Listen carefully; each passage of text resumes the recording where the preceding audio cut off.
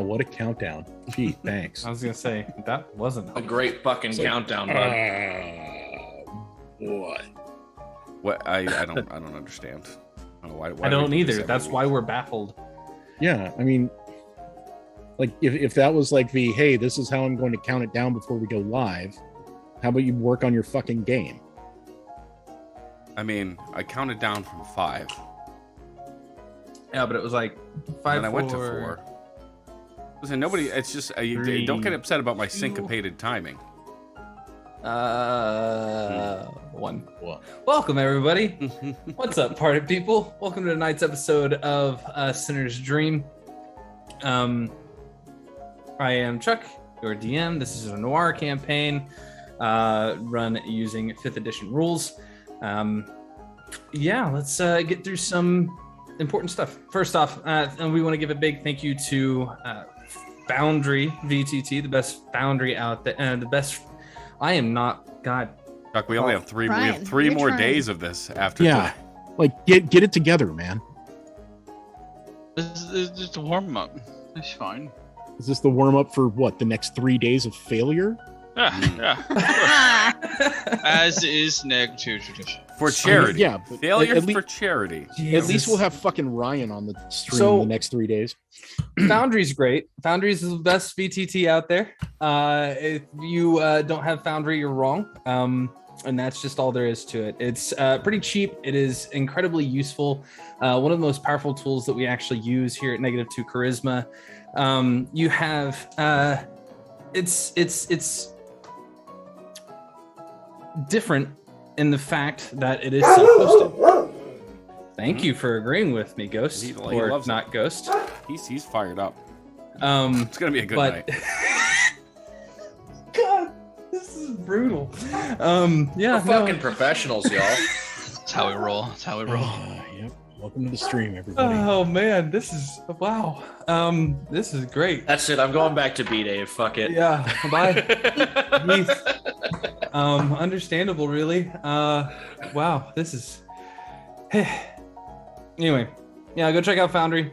Fairly cheap. Everybody can connect to it. But if you're not a system admin, like smart people, you can always go check out forge-vtt.com.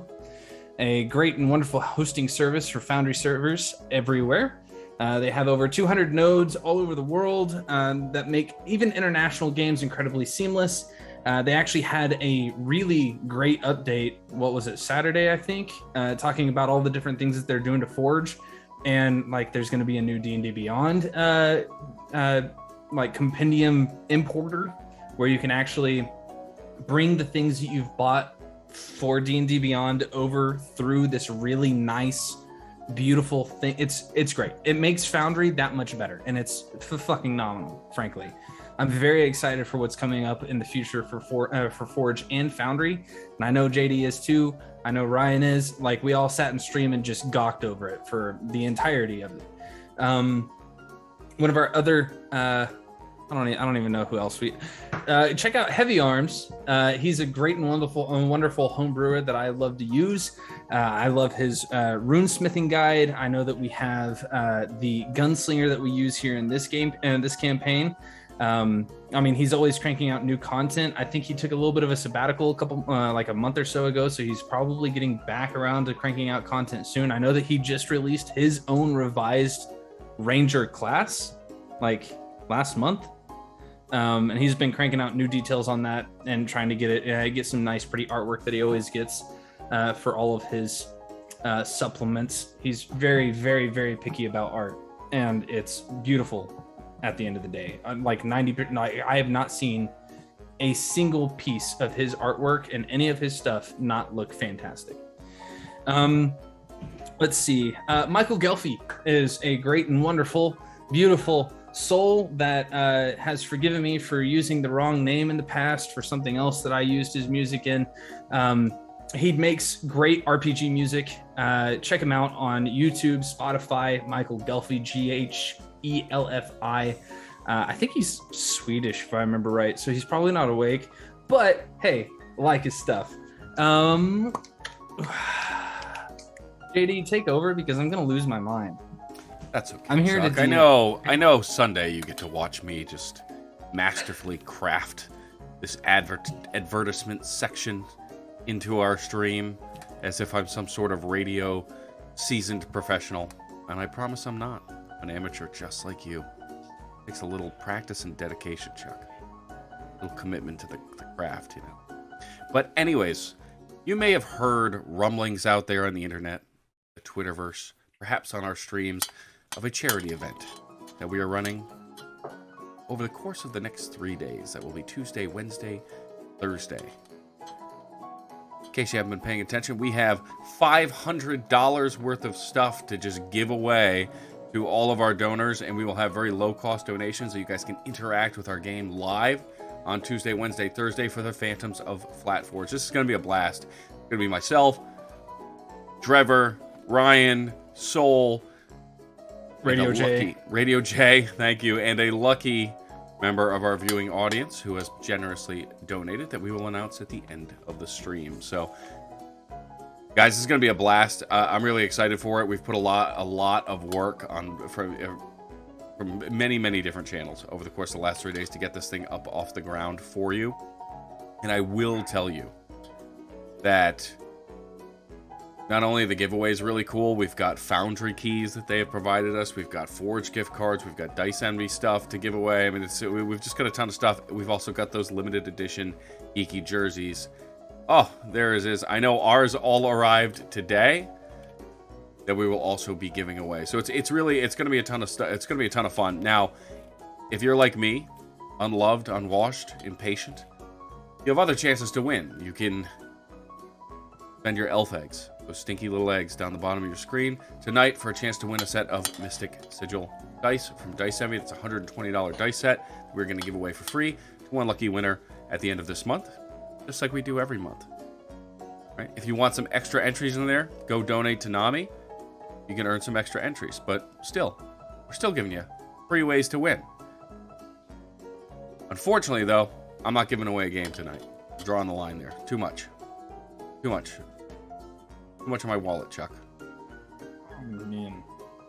The game you get is tonight. Ben didn't send me a game key. We are giving away a free stream of Ben. Where's So my no game key? giveaway tonight. No game giveaway tonight. That's it. I'm done. You ingrates. Back to you, Chuck. Well, now that you have cleaned up my horrible, terrible, awful ability to do advertisements, I think we need a radio recap, please. Don't mind if I do. For relief from headache is Alka-Seltzer. You mean you don't care if her hands get all... And this is the season for the Reynolds Metals Company to extend to you the very best of all good wishes. That best wish is... It's a cold day in Kasmar. Bundle up tight as we head into dragon territory. Before they got on the train, Vader insulted Pip's intelligence. The goal. The audacity. It's okay, Pip. I find you very intelligent. It's always wise to face your problems head on, and there's always more time for hot cocoa. Careful with your tipping. In Casino Land, looks like you could pick up something hot. Next time you have tea with an old lady, be careful. You never know what they'll put in your drink. This week on A Sinner's Dream.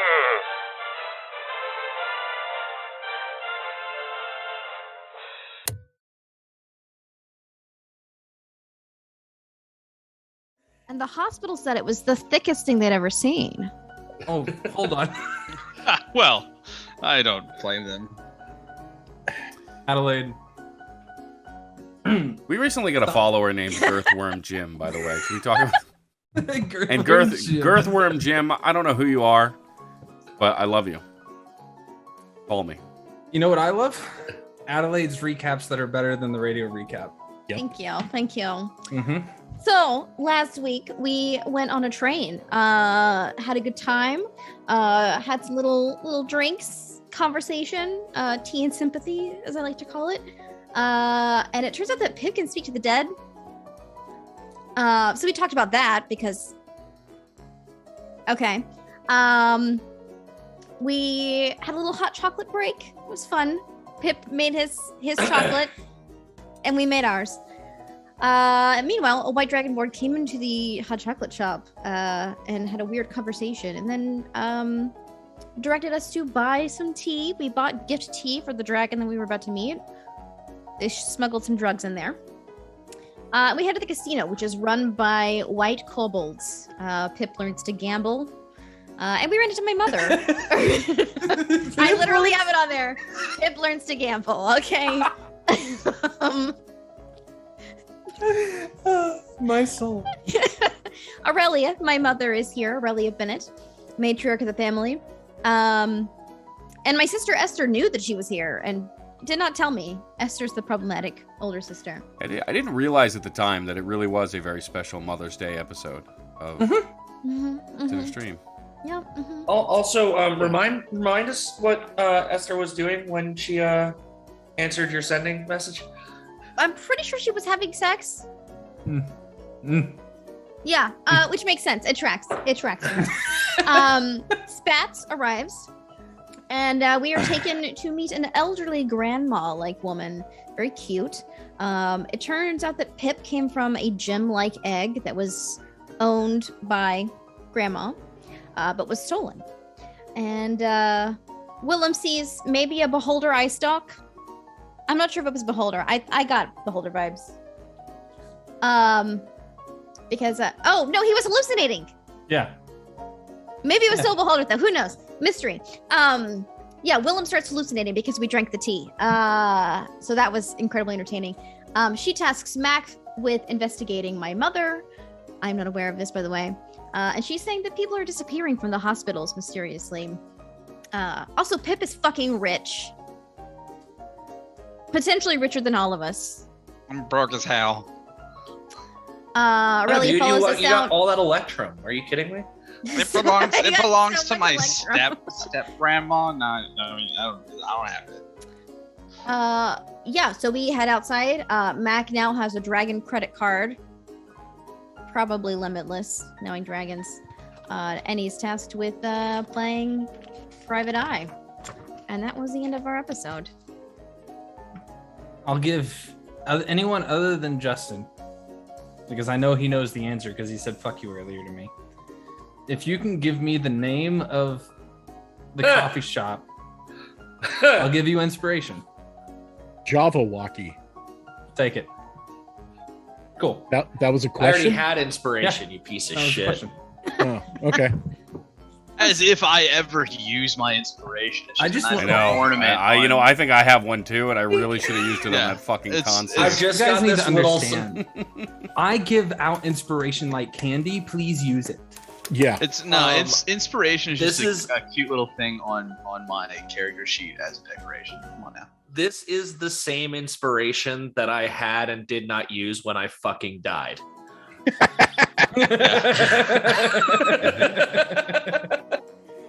All right. Well, while you dying is on my mind, let's. me, the player, Justin, dying is Yeah. on Juck's mind. Uh-huh. Glad we cleared that one up too. Fuck you. Harold, Yes, Chuck. you left the train station in a bit of a huff. What was the realization that you had? It was a realization that I had figured out something that I had been trying to figure out for quite some time. How to, in a way, Get laid. No, again, we're not talking about Justin the player, okay? We're talking about Harold. Whenever you figure it I out, don't if you know. can pass it along. Harold has big, like, I don't know what a woman is vibes. Yeah, but he has money, so that solves all the problems. Anyway, so Harold has been trying to figure out a way to have more direct contact with Alhora and to have better access to trying to speak with her in a way. And he figured, or thinks he figured, something out to do with his spell book. Okay. So you take off, and it takes a little bit of time for you to find an opening into the Shaded Lilies, but you get down there fairly quickly, all things considered, due to the briskness in your step. As you go down into the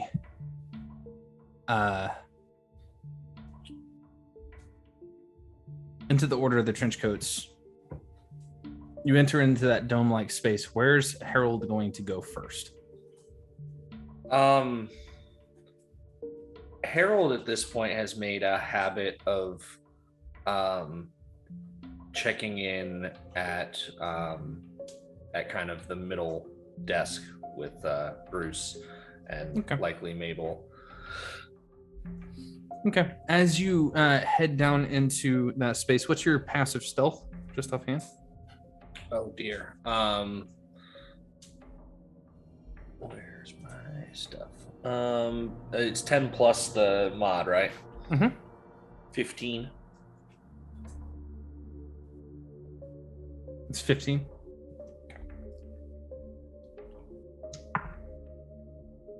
Okay. As you are making your brisk walk down into the dome, it is opaque. And as you step into it, make an insight check for me, please. Okay. That's a softable 25 there. Okay, with the 25, as you step into the dome, you can see Mabel kind of standing over the top of Bruce, who is currently like looking up into the telescope.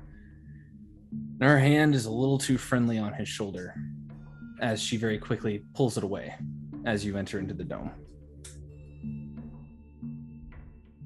And she turns and just kind of looks at you and says, Harold, what can we do for you?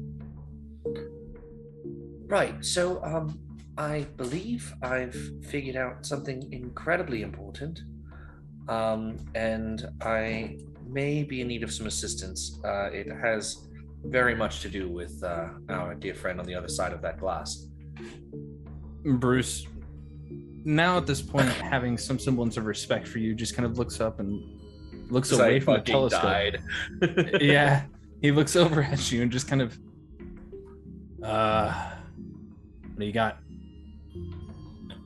So, I would like to find a mildly less violent way to have a chat with our dear friend. And I think my spell book can hold a piece of her consciousness to some degree.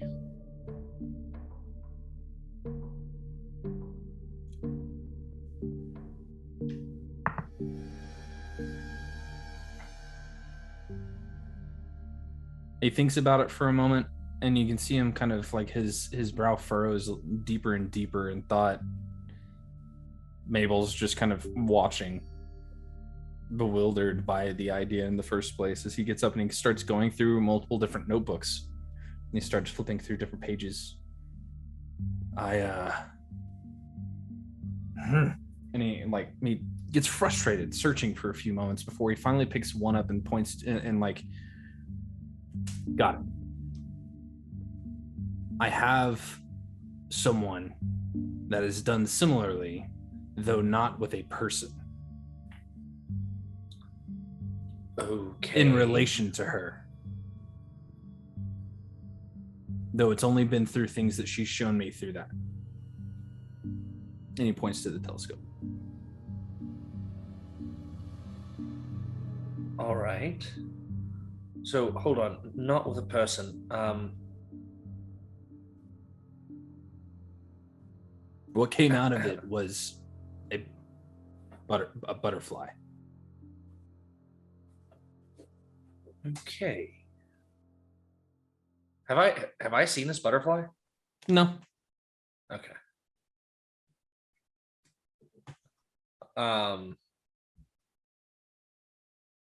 Well, I mean, I'm sure it's worth a shot.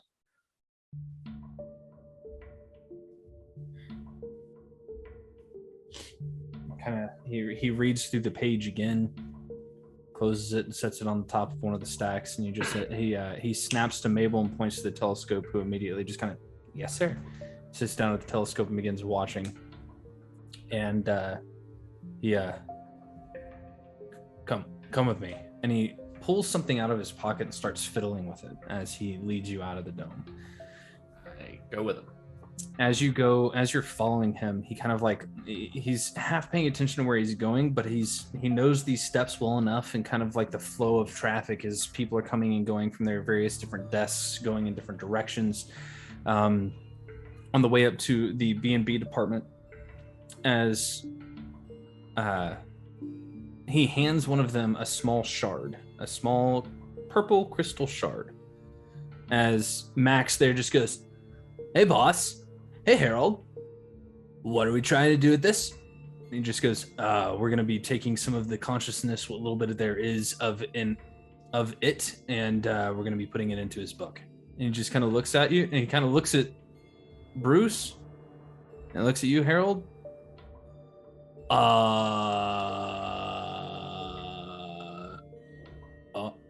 All right. Come on, Harry. And he like ushers you around the desk that he's sitting at, and he points to a chair that you've seen people sitting in but didn't realize kind of its construction for the most part. But it is a metal chair with like straps for the arms and straps for the legs, some semblance of an experimentation table. And he just says, "You're gonna wanna strap in, bud." Oh dear. Well, one thing, sure. Second, it is Harold. Sorry, bro. But yeah. And he kind of motions to the chair. Harold will semi-reluctantly but very excited about what he thinks he's figured out, just jump in the chair. As Max is fastening up your straps, Bruce has gone over to a set of tubes, beakers, lights a Bunsen burner, and sets the crystal into some sort of solution. And he just kind of looks back at you for a moment and goes, "This is gonna burn." Right. And you watch as the crystal begins to slowly kind of disintegrate into this mixture, into this solution. And it begins to boil and bubble before it begins shooting off into through the tubes in a rapid pace, going through a variety of different motions, spinning it and mixing it, before it finally lands over the course of maybe about 5 minutes. It's surprisingly fast. In a small beaker, and this thin purple liquid glows at the bottom of the speaker, and he picks it up and kind of tilts it to the side and looks at it for a moment. "Think it'll work?" "I don't know, boss. I've never done anything like this one." "It's a little weird." "Book? You Really? think it'll Book?" like? It'll take a miracle. And he takes a small syringe and pulls a full 5 milliliters, not milliliters, that's the word I'm looking for, 5 cc's of this stuff into it, this glowing syringe, and hands it off to Max. And he puts his hand out and he goes, where's your spell book?" I imagine I'd have it on me. I'd probably put it down next to me if there's like a little side table kind of thing. He takes it and he opens up the front cover and just pours that liquid, that solution, on the inside of that cover. And you watch as the liquid just kind of sits on top for a moment and then slowly spreads over the top of that front cover and just sits there, glowing on top. And Max comes around the other side with that syringe. "Hope you're ready for this." He stabs it into your arm. Wait, fires it. Yeah. Make a Constitution saving throw, please. Oh god. That'd be a great time for my second nat 1 con save of the campaign. I'm gonna use that inspiration, bud. In a natural 1? Haha! Much better. I had a 4, which is now a 16 plus 1 is a 17. With a 17, the pain that racks your body is insane. From an outward perspective, as you begin to slowly thank you, Trevor. As the pain begins to like overtake your senses, you can feel yourself kind of browning out, going in and out of consciousness rapidly. As we are kind of washing over the top of you, those that purple liquid going up through the veins in your blue skin, across your cheeks and towards your temples, as it sits and it begins to just swirl around in circles. We watch as the book itself begins to absorb that purple solution into it. Okay. And we'll come back to you here in a minute. Pain. All right. So the rest of you have just exited the casino. As you step out onto the white powder of the mountaintop. Where are we going? You should ask Harold to give you some tips on what's called the stock market. You should put that money to work. That's usually what you do. The last thing that we need to be worrying about is where Pip's going to put his money, other than safely away somewhere that, yeah. I made 33 Electrum. I don't think it's going to go all that much. I mean, you should just hold on to that. Okay. Where are we gonna take Wilhelm? Is we going to the hospital, or should we just get him No, so I think I just need to sit down for a minute. Okay. Yeah, how long does your thingy last? It's like a few minutes, right? In my experience, I think these things usually last like an hour. All right. Roll another wisdom saving throw, JD. Oh, Jesus. I'm just handing out a bottle of water. And here we go. It was Constitution. Roll a Constitution saving though, sorry. And take it with advantage. Didn't give me the option. Advantage. It's because if you go over to the chat, there it'll show up the plus. It was the same number both times. Oh my God. That's hilarious. Love that happens. Why are your characters so hated? DM, you're great. Your roles are amazing. As a character, they're dog shit. Okay. Continue. Damn it.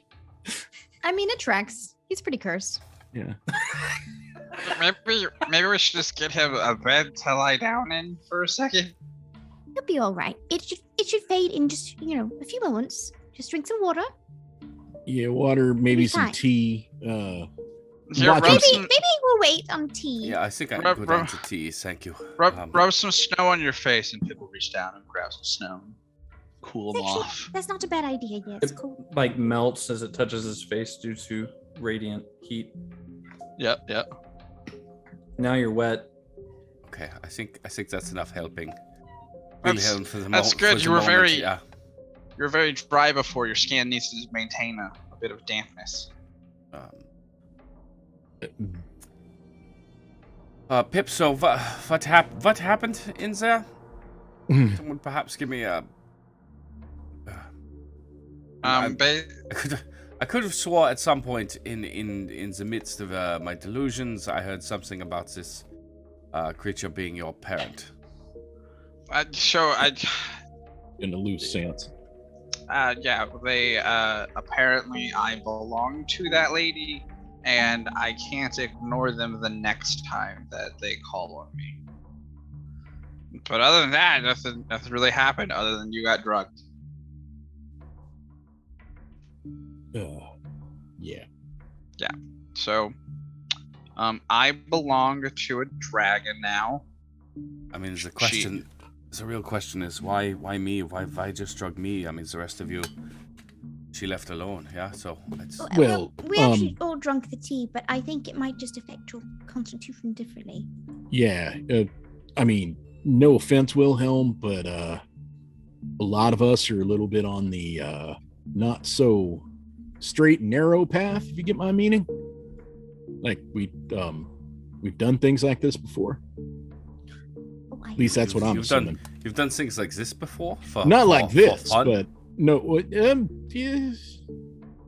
I don't know. There was this one night, and yeah, no, it was wild, but yeah, not this bad, but I've never done it for fun, but I have been drunk before. that's just sad. Wilhelm, as they're all talking to you, kind of like all facing you, beyond them all, you can see a soft electric static kind of crackle through the air, this almost purple and blue intertwined static crackling through the air behind them. Oh. That sucks. Not a lot, just like it's localized, maybe about a foot in diameter tops. You know, we could go back to the coffee shop if you want to sit down. Harold, Do you want to sit down? there is a moment where your consciousness is into what little bit of consciousness you had is interrupted as you're looking at your coworkers from behind in the snow at the casino, with Wilhelm just kind of looking at you with an odd look in his eye.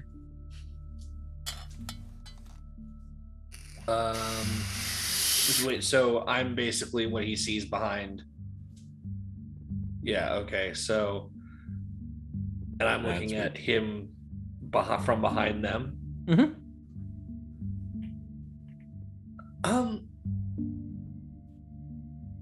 Everyone? You guys all hear Harold's voice kind of come through with an odd timbre to it that's a little bit lighter and familiar, as all of you hear Alhora's voice speak out loud near you. okay. Yeah, I might definitely need to sit down now. I'm here, starting to hear things. No, what? That's real. Describe that again. So we're hearing Alhora's voice and Harold's, kind of. Not Harold's, just strictly Alhora's voice from behind you. Oh shit. Okay. Hello. Can you all hear me?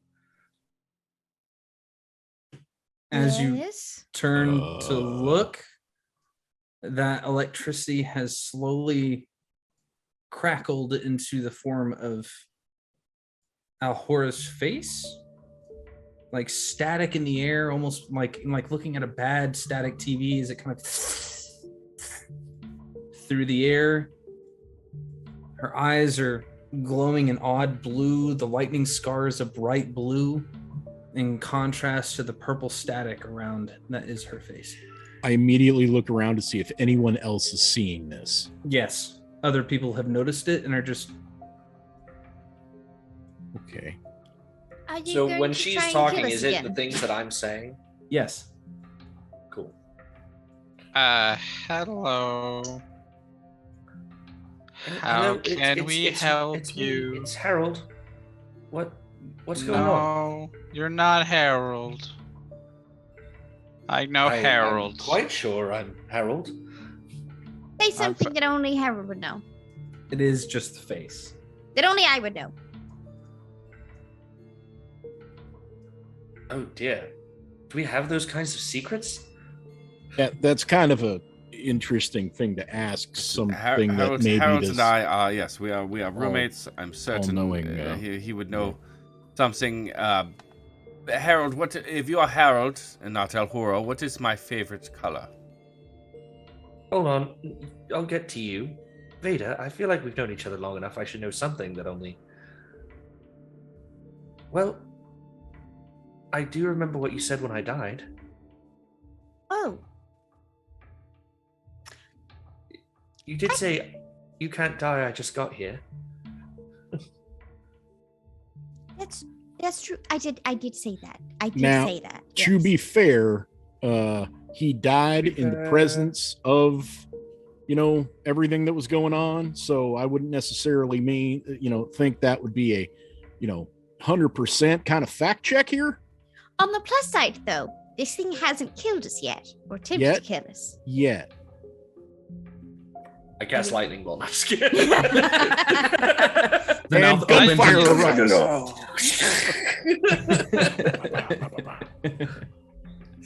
I don't understand why you would want to pretend to be Harold. Like, there's no. We could just talk to you, Alhora is fine. Like to be fair, Pip? I mean, I'm not pretending this is Harold. What do I look like, for crying out loud? You look like not you, Harold. Harold. Clearly. That does not help. See, Harold would have figured that out from context clues. Obviously, you're not him. For me, it's That's Alhora's cool. face, but the rest of you is some sort of horse-lion hybrid, I think. Oh, Don't dear. don't listen to him. He had a little bit, He's I'm high as a kite. Got it. Yes. sorry about that, ma'am. Also, Yeah. everyone can see you. Oh, that. Yeah, could be as you kind of problematic. like glance around, there has been a bit of a crowd that is gathered around you all. Some of them, you can hear whispers of, "Is this one of those side? Is this a street show? Are they? Are we going to be?" is this Yes, entertainment?" welcome to my show. Yes. What's going on? I didn't Right, quite well- think past that part. Thank you kindly, Magic Spark. We gotta go now. But the rest of these people would like to see the show too. So yeah, come on, everybody. We got a train to catch. Just start Oh, making dear. the way through the crowd. Okay. Are you following them, Harold? I'm trying to. Okay, you can move freely.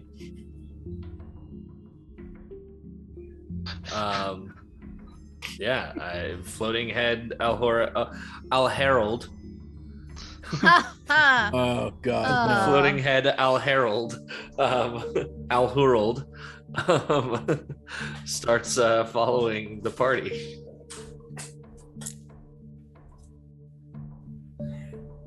It's terrible. Are you doing very dangerous magics again, Harold? I might just be, but this one was under supervision at least. That's good. Did they make sure to have any diamonds on hand? Because last time you did this, you died. So. Right. I'm sure they've accounted for that. That's not very certain, but that's Yeah. fine. Veda, I understand that you're like entertaining this thing, but come on now.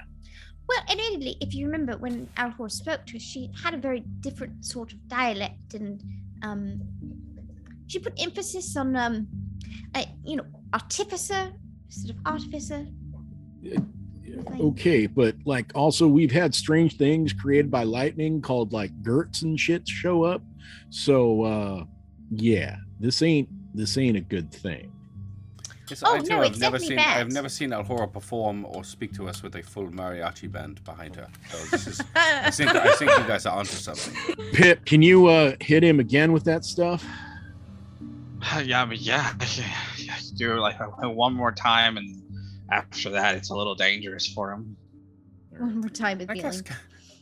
Yeah, I give him the old. Can you feign the death old yourself? grung smelling salts. Yeah, Yeah. Uh-huh. Okay. but it just takes 10 minutes to cast. So, More grung smelling salts. all right, Yeah, I'll give you one I'll- more. I'll give you another Constitution saving throw with advantage. Oh, me? Come on, man. Oh, No, not you.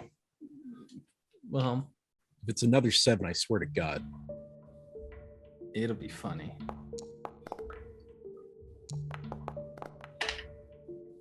How is that what the fuck? That's really fucking funny. This is the fuck. Hopefully, it's enough, but still, that's impressive. It's meant to be. No, I'm talking odds wise. That's not right. Trevor, I'm not kidding. I've got dice, the BLM dice from Heartbeat Dice that literally on God will roll doubles more often than they don't. Yeah, but this is this is a double. Not like a hamburger. I literally saw like maybe a week, 2 weeks ago. I can't even remember how long ago it was now. I saw someone roll something in the realm of 5 1s in a row. Damn. Like that legit. was me a year ago on Undermount. I'm shocked. On a VTT.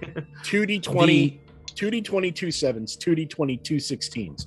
With a 16, your vision begins to clear. You're good. For now. But Alhora's head is still there, so who knows?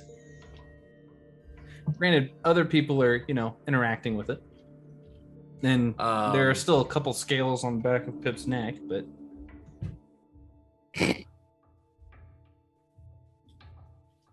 Trying to think.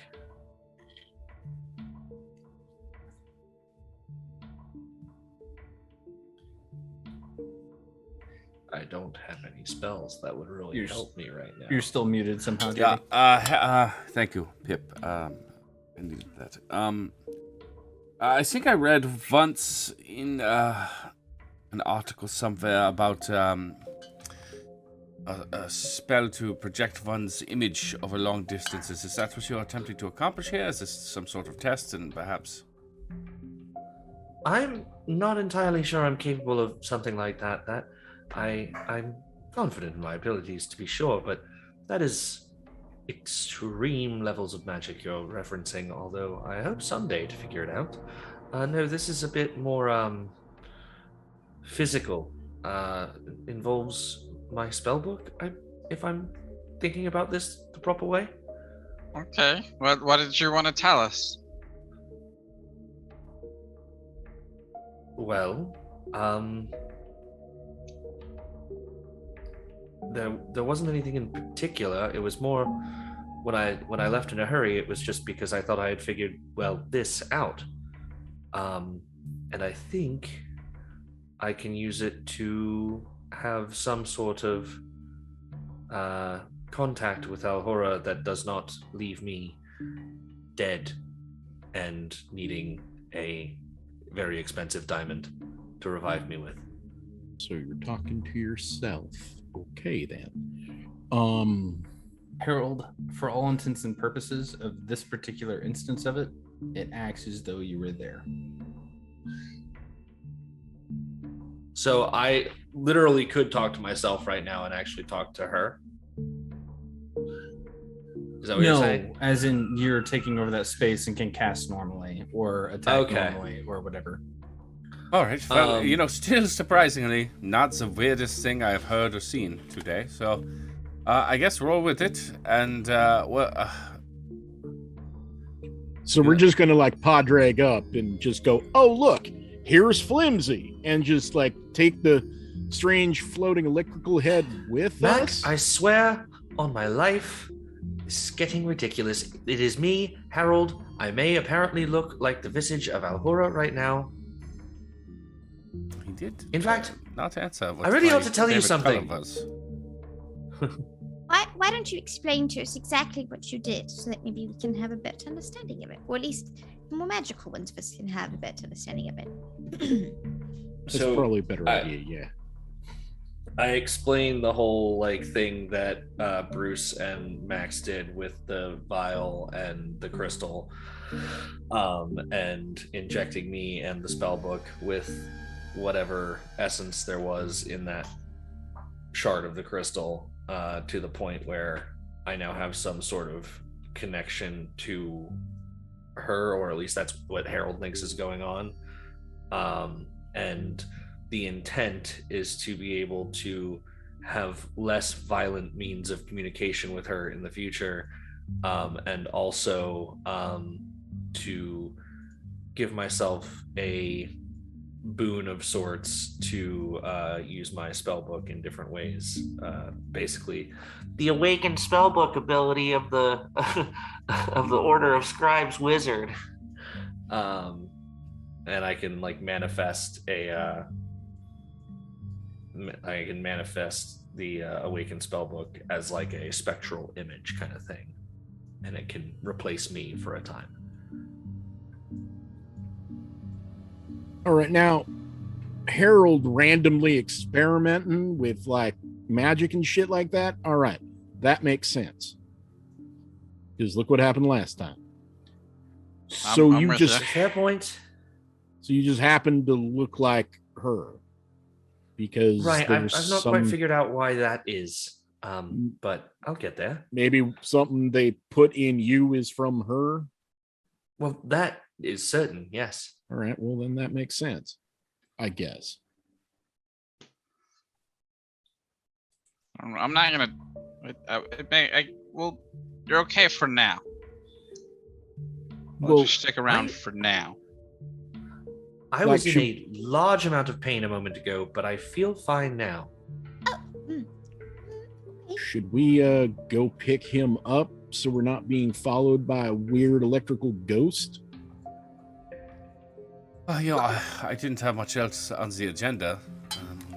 I mean, we have to head back that way anyway. Yes, I think we should head home. Unless, why don't you ask Bruce if there's any entryways into the Black Lilies from here? I don't know look how it behind me. works. Can I? You Can I cannot. You see are Bruce unconscious. behind me? You are unconscious. The only No. The shadow. Like if the shadow, like if the manifested mind looks behind it, do I see what's in my side of shit, or do I see what's in their side of shit?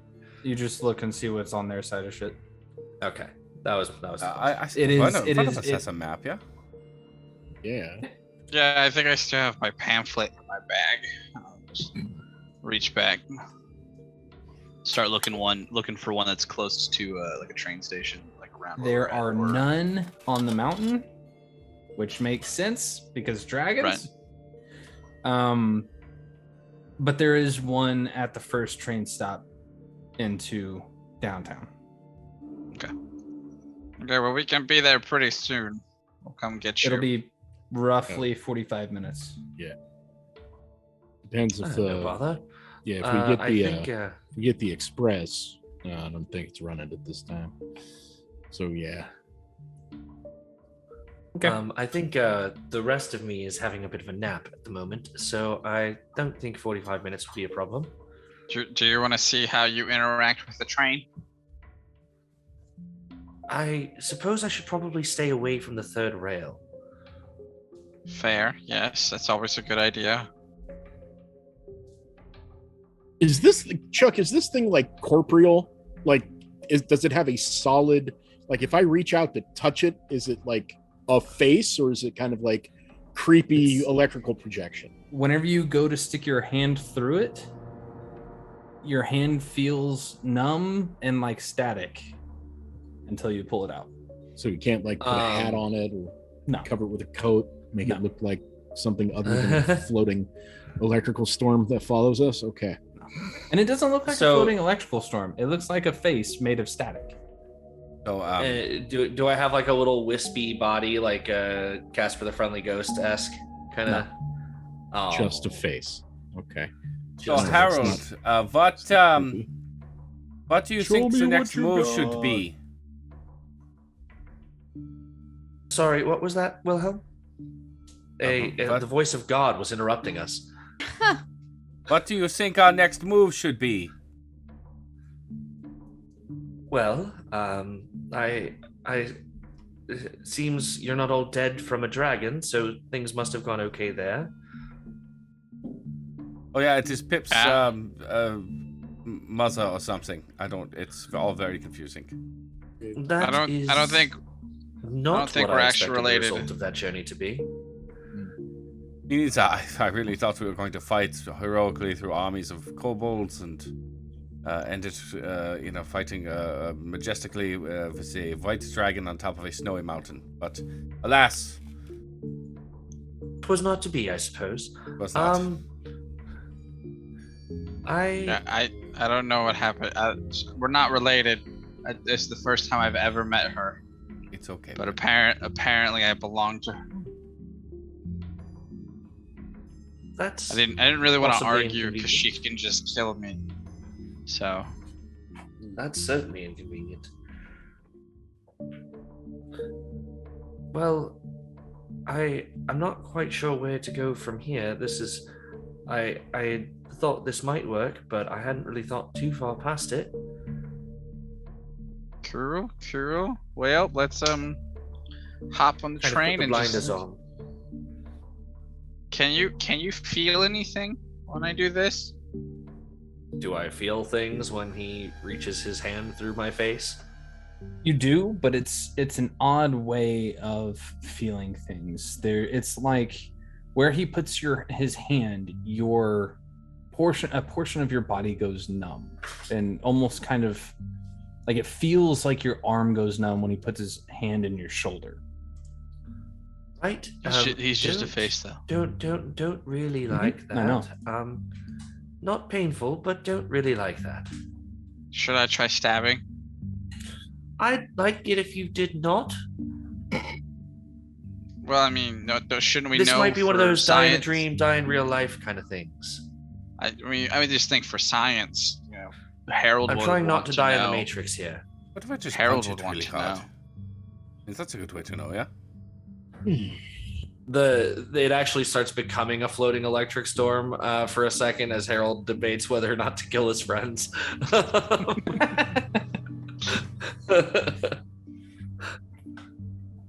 This is how I know he's not really Harold. Harold will want to know how it works. Harold has never been willing to be stabbed when he is fairly certain of the result. I think so. I don't know. I think if his friends were potentially being tricked by a demon in the shape of a metaphysical lich, perhaps he would be willing to be stabbed if it meant avoiding. I cast message to Wilhelm. I am going to evict you already. To sound like Harold. It does, actually. Okay. The message does.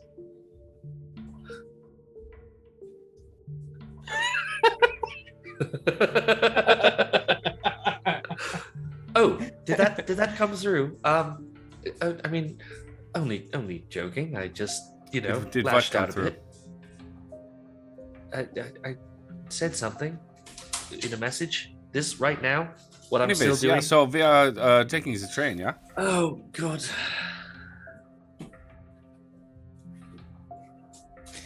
All right. So as you I guys mage hand continue, slap Wilhelm. you feel a soft little on the side of you as you see a purple electrical storm hand kind of like static its way onto your shoulder. As you all heckle each other on the way. The hand I knew just- it. My mage hand Knew has she 0 would betray HP, us. so there it goes. I mean the electrical storm. I punched the. Oh, then swing. Fire away. Magic nooks now. Is this D20 gonna work? Oh, my magical knuckles. Yeah, I don't actually have them in my. You are muted. Senior. Double muted. I don't know if I put those in my. Probably not. Just roll d20 and add your strength modifier, like your typical attack. Okay. 14. Does a 14 hit your armor class, Harold? Well, it would, but are you saying this thing has the same AC as me? What? Yeah. Shield. Okay. As you go to punch it, there's just this sudden shimmering of light that, as it boing, off of it. Cast message with Harold's voice. Will you bloody stop?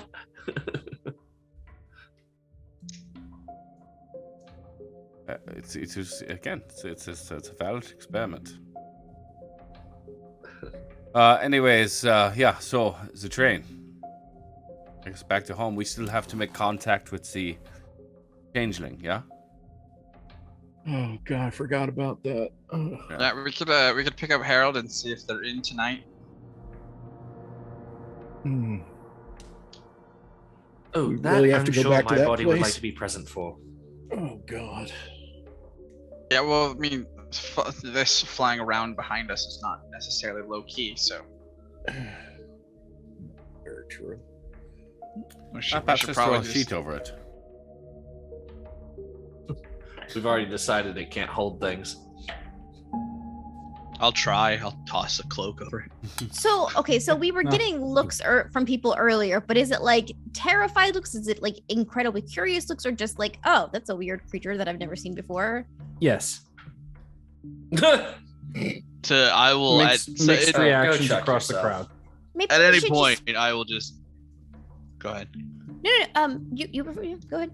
Oh, at any point I'll just try to trick people and be like, don't worry, I'm just practicing my illusion. It's fine. Make a deception check. Don't fail me now. That's decent. Maybe we should just proceed as normal, and if we act normal, This then is just an everyone else unseen acts servant spell that's gone awry. It's not a big deal. Exactly. 18. This is an extremely seen servant. It's experimental. It's an experimental scene servant. Yes. Some people kind of like clap as you say this. Others just kind of and then wander off.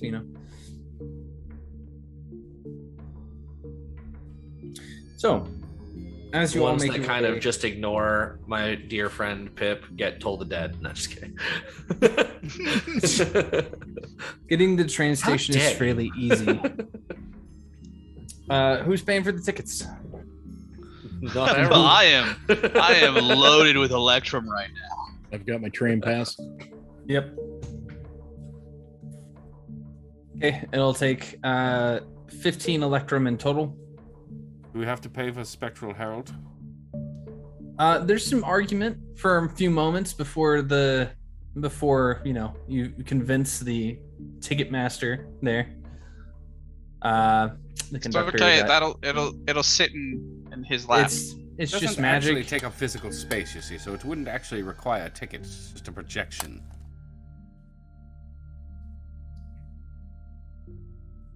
Yeah. Okay. I'll go with 15 Electrum. Sorry, I'm not used to being agreed with that easily. Thank you. I appreciate your rationality. I'm not sure if that was trauma from Wilhelm or trauma from JD. Particularly as it relates to Chuck. No. All right. So the train is fairly crowded. Most of the seats are taken for the most part. People take up the majority of the booths as you face each other, going in the opposite direction of which you came. Let's see. Is there anything you guys would like to handle on the train? I'm just floating head, staring at Mac the whole time. I'm not paying attention to, and I'm just like, nope, just crossing arms, hat down, just Okay. Not looking at the creepy floating thing. No. Feel Nope. anything currently? Do you know, like any tingling sensations? Do you feel your limbs? Oh, I quite feel nothing up here, but I imagine that's kind of the point. I do kind of recall feeling very lightheaded and then all of a sudden waking up here. I have an idea that I may be unconscious elsewhere. But you did feel pain before you came in this state, correct? Oh, I felt an immense amount of pain, yes. Oh, okay. Quite unlike anything before, except perhaps not quite as painful as the last time I interacted with Dear Alhura. When you were dead, were you just dead? Or did you see things while you were dead? Well, I did, but it wasn't anything like this. That was more of a casual conversation with the woman who killed me. Which I suppose this is a casual impersonation of that same woman? I mean, that's positive. I'd say that's a positive. Roll a perception check for me, please, Harold. Hey, natural 20. That's a 29. And none for Willem. Well, it's specific, and it'll make sense here in a second. So, natural 20 for a 29. as you all gather onto the train and kind of begin making your way back home, the train has to slowly kind of like hit the brakes on the way down this massive slope before you finally get past that big portion of the slope and kind of curve off, going down towards this valley, towards the glowing, beautiful city that is Kasmar amongst this grayscale landscape. As you're moving along, though, night has begun to come. The clouds have cleared out for the most part, the moon shining down off of that white powder, glaringly bright in some areas where it becomes this illumination almost similar to daylight. You guys still have a good 30 minutes before you get to the next station. Whenever Willem past Willem's head through the window that you can see, you feel this shudder in your incorporeal form. And there is a sudden tense emotion of frustration, fear, and exasperation all in one moment as you see amongst that glaring white landscape a shadow begin across that snow, following the train. Yeah, Wilhelm the whole time has kind of been staring out the window anyways. And he takes his hand and just kind of passes it over, and it's cold outside, and his hand sort of bogs the window, and he's just kind of been drawing shapes on the window that would probably be foreign to the rest of you, kind of staring out the window. The train. Bye. Do I see the shadow? So, no, this is specific to Harold's current form. Situation. Mm-hmm. So, Harold is looking out the window at this shadow. Does it look vaguely familiar? Is there perhaps a streak of blue behind it? No, it is just strictly a shadow along the snow, and the lights begin to around you all as they begin to flicker. The lights, some of them beginning to just go out completely as you begin to hear murmurs from the crowd around you. I'd like to try to point it out to the party. Can they see it if I point it out? It's gonna be kind of hard as we move over to the battle map. Oh no! Shit. Loading snow train. What? What in the fuck?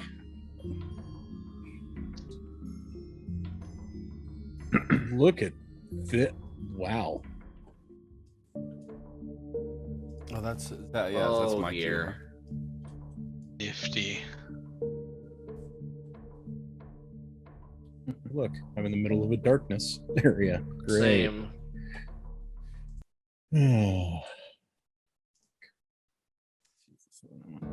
Oh, is that black diamond supposed to be there for us? A black diamond. Oh, I can't see shit. Yeah. I think there's a small issue with our. We're completely. Oh in wait, darkness. is it one of those things that we? Because if I move around, it undoes itself. It might just be on your end. There's like unexplored. Oh yeah, no, terrain it's because you're in darkness. Oh. Okay, that's what I was asking. I have dark vision. Oh, okay. There are only a couple of windows. Dark vision doesn't exist in Kasmar. We've talked about this. Yeah. Really? Yeah. Yeah. Great. Okay. So, I Harold, also from don't your have dark position, vision. I just realized that for the first time. Harold, from your position, from where you're at, you see it just kind of like. Can you see my marker over here in this window, down towards this house? No, I can't see fucking anything. Oh, it's toward the bottom of the map. You zoom Yeah. out. Yeah. yeah, he put it right there. Yeah. I still can't see a marker. Your token is the only one I have selected at the moment. If you zoom all the way out. Okay, there it is. There it is. Yeah. Also, I am just reminding you, because of my dagger of warning, we cannot be surprised. Oh, I know. Okay, just letting you know. You cannot be surprised. Yeah. In addition, No, it says you party. and any of your companions within 30 feet. Stupid. I hate it. That's why I chose it. As you see that kind of go by, Veda, you As see the his days go by. you see his face kind of like the eyes flicker to the window and follow something as you feel that dagger kind of like warm against your wherever you may have it at the moment. I don't know where you're holding your dagger. We all hear a little ting-ling-ling. We're like, what is that? I don't think Veda says anything, but like she tenses up. And like all of you whoever's talking, she just like puts an arm out like I'm immediately standing up in the middle. Mac, grab the girls. I get up and, yep. I'm in the middle of the hallway. Or middle of the rail, train, yeah. Yep, you're in the middle of the train. Wait, is the lights going out serious? I have a lantern. And you guys watch as through the grayscale light, this creature comes crawling out of the shadows. As it reaches up, this ethereal hand reaches up and grabs a hold of the seat and pulls itself out of the shadow. Its face blank, though you can see the jaw stretching along with it down to the floor as it pulls itself out. The gut that it has, that little bit of gut that's there, begins to just kind of like bubble outward as this thin-limbed creature crawls its way out, and you watch it just kind of look down both aisles. And the woman across the aisle screams, and it's time to roll for initiative. Oh, for I don't like it. Right. Okay. I don't like it. I don't like it at all. Yeah. Oh, this sucks. Is everybody on the map? Yeah. Yeah, I moved. I moved my piece into Where the middle. Where is All right. I need to. our friend the cleric? Am I crazy? I have I'm right advantage here. on initiative. As do I. Wilhelm, are you on the Forge, map? so slow for Yeah, me. I'm right Only here. one. Right next to Harold, across from Jeez, Beta. Damn. Here, I'll turn off the weather effects, see if that helps. It may help for me. Mine's just I don't know. Something's wrong with my PC. Oh, It Chuck had a Tennessee- Chuck 19, but it was Tennessee is JD huge maps. JD is 15 plus 2 is I'm not 20. seeing Wilhelm. Oh, mine on says here. game You're paused. also Right here. muted. Yeah, that's on purpose. Oh, okay. Oh, I mean, I'm right here. I'm right across from Veda on my screen. I'll move Pip aside then.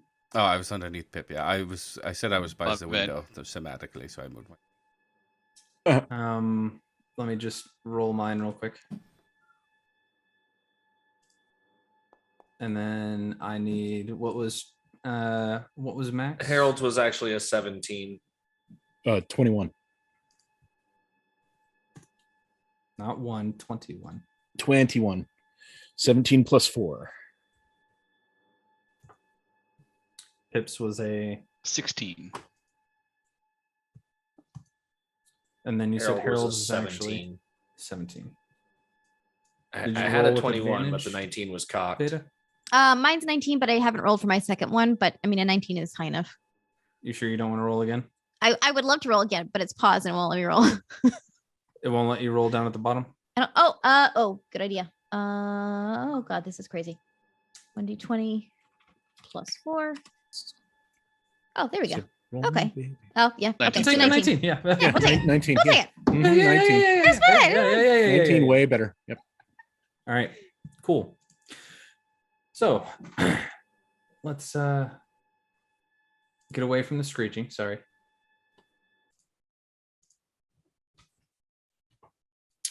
Let's see. I have a slight problem with this being total darkness. Why would this be total darkness? Because it is night, and the only lights that are coming in are through the windows because of the moon reflecting off of the snow. So dim light? No. Because all the lamps went out in the carriage. Yep. But you said we saw as a creature, yeah? Yes. Yeah, we saw the creature. Let's see.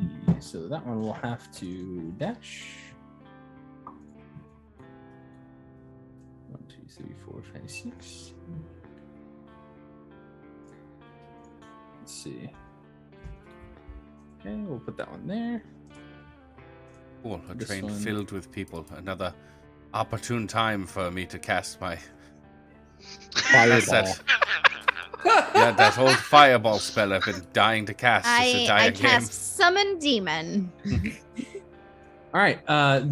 You watch this Jesus other creatures Christ. from down the way begin to just kind of like crawl their way through the shadows in this train, coming through that grayscale light, and just before just grabbing a hold of the person across the way, just kind of like moving through, almost ghost-like streaks of shadow, just kind of coming off of their backs as they stab into these people and murder them.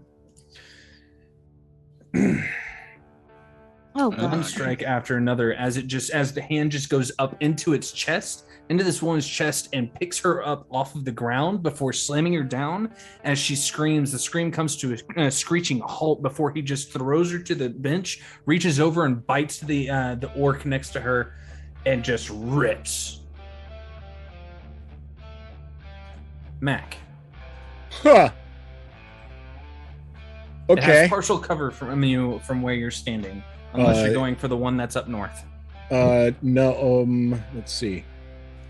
Okay, I can only see 2 outside of the darkness. Right. I'm heading to the one that just killed the 2 people. Mm-hmm. So 5, 10, I'm gonna come right up to it and just go, pull out Sarah Jane the rifle, and then just start cocking and shooting. Fire away. Oh boy. All right. So let's see. First off, oh Jesus. Yeah, no, this is a 16 hit. 16 does hit. Oh, cool. So second one, then that definitely hits. Okay, so 2d12 plus 2 is what we're looking at. Damn, that sucks. I was hoping I would miss so I could crit.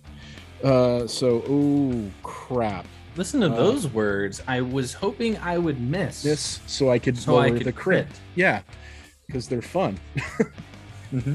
when I do that. Okay, they haven't attacked me. I'm just double checking all my fun shit. Okay, so yeah, 12, 24, 25 points of damage. 2 shots, just ba-ba, ba-ba. As you fire off, each one slamming into this shadow creature, it just rips through as you see it just shatters the glass on the other side as you see this snow begin to pour in already. As you hear it just screech and then just and look back in your direction, ready to pounce. Cool. Bonus action? Bonus action. Yeah, I am marking a target. I'm using my bonus action with the rifle add-ons to use the marker light and mark that guy. So I will re-roll all 1s and 2 damage 1s and 2s until the end of the turn. Damn it. Oh well. Until the end of time. No, turn. Until the end. I wish it was, yeah. Because that would be great. I just assumed that your field is crazy. Yeah. I mean, I can do badass stuff if I do melee attacks, but I don't do melee attacks. So yeah, no, that's it. Beta, it's your turn. Okay, where are my bricks? I need to do these things. They're down further. Okay, I am going to, seeing all this and 2 people are dead, I am scurrying again along the wall of the train. I mean, listen, it's convenient. 5, 10, 15, 20, 25, 30. Oh, you're doing the creepy wall walking ring girl thing? 40, 45 will bring me here. I mean, hey, you'd avoid traffic. Are these orcs? Are those people or are those those are people. Okay. The thing that you've got troubling you is this right fellow there. here. Okay, cool. That's the one I shot. Mm-hmm. Yeah, I'm immediately going in, wrapping my quite arms tiny. around this thing. We're gonna unarmed strike it. Okay. Nice. Now answer me this: do you have magical attacks? Yes, I do now. Level 6 Yeah. to me. My little baby fists. Okay, so there's that. Oh, we're gonna key. So another 2 strikes. God damn. Oh, it was Mama. almost another one. It was so close. And then for my extra attack, I'm actually going to, I don't even know if this will work. But we're gonna fanged bite it. Oh god, it just went away. There we go. Oh, yeah, that tracks. That tracks. Yeah, no, and it makes sense because you kill it after the third hit. Oh. You come like scurrying across the walls, grabbing a hold of the lamppost and throwing yourself over the top before you come down with an overhead kick that just cracks it and cracks through it. You feel something physically there, though it's like pushing through like mud as you watch it just kind of. And it turns to scream in your face, and you just grab a hold of what little bit of tongue there is, and just boom, and you go to bite as it just dissipates into the air. That ain't bad. Thanks. You have to kind of like rub your jaw as you bit with a bit too much force. Do we see any more, or is it just? Oh no, there's one up there. Okay. Yeah, there's one at the other end of the train. Okay, I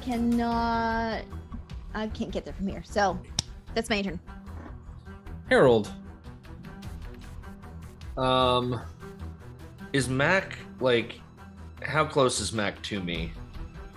He is. I would imagine I would have heard the guns 30 go feet. off. Oh yeah, no no, doubt. Everyone heard it. As soon as was- those gunshots went off, they were screaming on the entire train. Yeah, it's basically a Winchester rifle chambered in 45-70 going off in a enclosed space. Everyone heard it. All right, I could have done diagonal for one of those, so let's just say that's I'm there. Okay. Other cars heard it. Actually, sorry, I didn't need to do that. I just needed him to be within 30 feet of me when I cast, because Mr. Belmont now has haste cast upon him. That's good stuff. Oh no. Okay. So what's it look like for Alhora's head to cast haste? So it would actually be a lot like Blur, where like the face just starts to like vibrate a little bit, but then instead of it just keeping that vibration and being really like, shifty, there's like almost a little beam of static to Mac, and now Mac is like very like, almost twitchy. It's weird. It's an odd feeling. Okay. Bonus action. So movement is going to be 2, 3, 4, 6. In the opposite direction. And bonus action, I don't believe I have any of. Give me 1 second. Or at least none that I can do.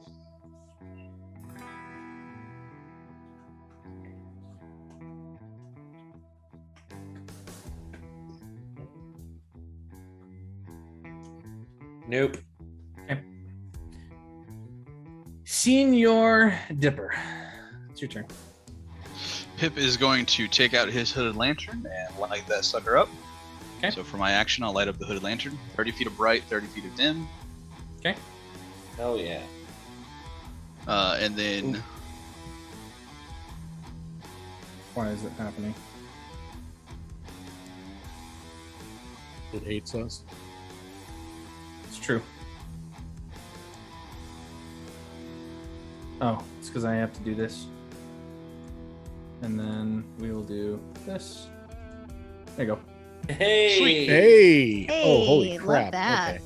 So there are only 2. Me like it. Okay. sweet. there's And 3 then of them. Fuck. Kill one. Pip What? will kind of One of them's awful neighborly, though. Pip will move over into kind of the center of the aisle, just to take 10 feet of movement. And then he's going to pull out his trusty signaling bell, and ring it and try to get everybody's attention, and just shout to the whole train car, "Everybody get under the chairs! Protect your heads!" And then hopefully also with the signaling, one, draw attention to that, but additionally I want to attract the creatures as a nice tasty meal. Okay. Since we're on a train car of passengers. Frogs back on the menu, boys. And that's everything. Wilhelm, you guys can see. What would you like to do? Cast fireball. Muted in some form or fashion. I can see the one up at the front of the train, yeah? Yeah, there's one here. And as he lights that lantern up, you can see another one kind of like already halfway crawling its way through the wall of the train from outside, head hunting. And as the light comes up, and its face is now completely exposed, as its tongue is this long, rubbery, split pink tongue that just kind of dangles around its now less obscured, almost blue body that is kind of wispy on the edges, the shadows grabbing at its body and trying to tear it back towards them. That's unnecessary. It's completely necessary. Yeah, that's completely disturbing. Gross.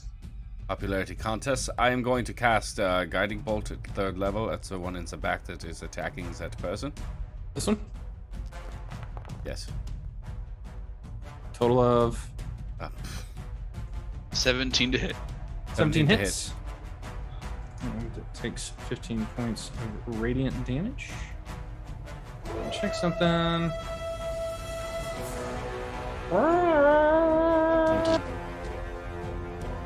You know it's a fight when volatile reaction comes on.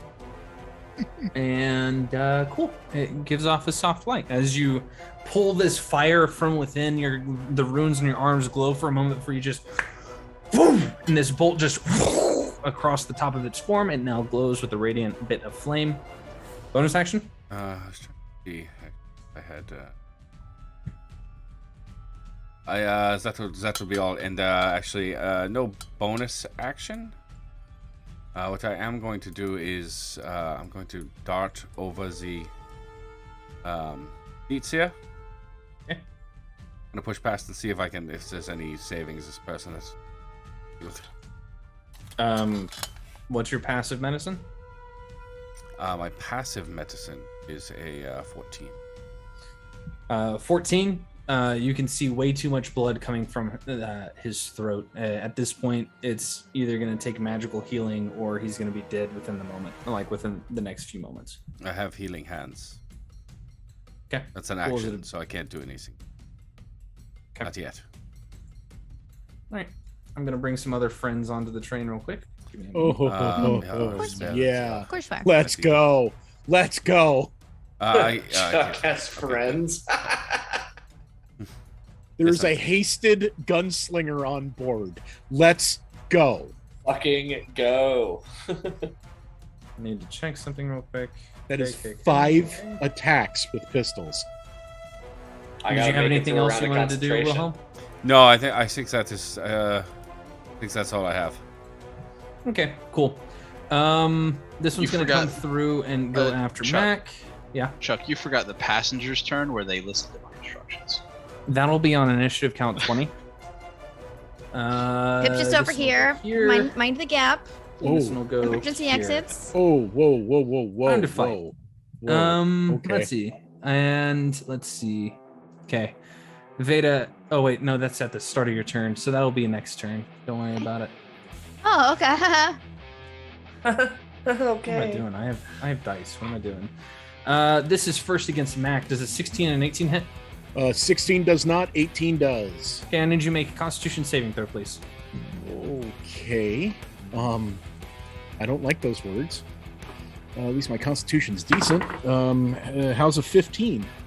You are okay as you take 9 points of slashing damage. This one comes like 9 up from underneath the chairs, grabbing a hold and biting your ankle, and then pulling itself up through the bottom. And you watch as this nasty, just shadow-ridden claw just come wisping upward before it grabs a hold of your vest and just rips. Why am I rolling on Foundry? I have physical dice that I'd like to use from one Preston. Let's see. Wait, does haste grant an armor class bonus? Yes, it gives +2 to bond. A +2, yeah. Oh, so I'm sorry. My AC is now 19. Okay, you're okay then. So yeah, woo! Uh, I completely forgot about the AC bonus from haste. Oh, I have a 25 to hit and a 16 to hit Pip. wow. Ow.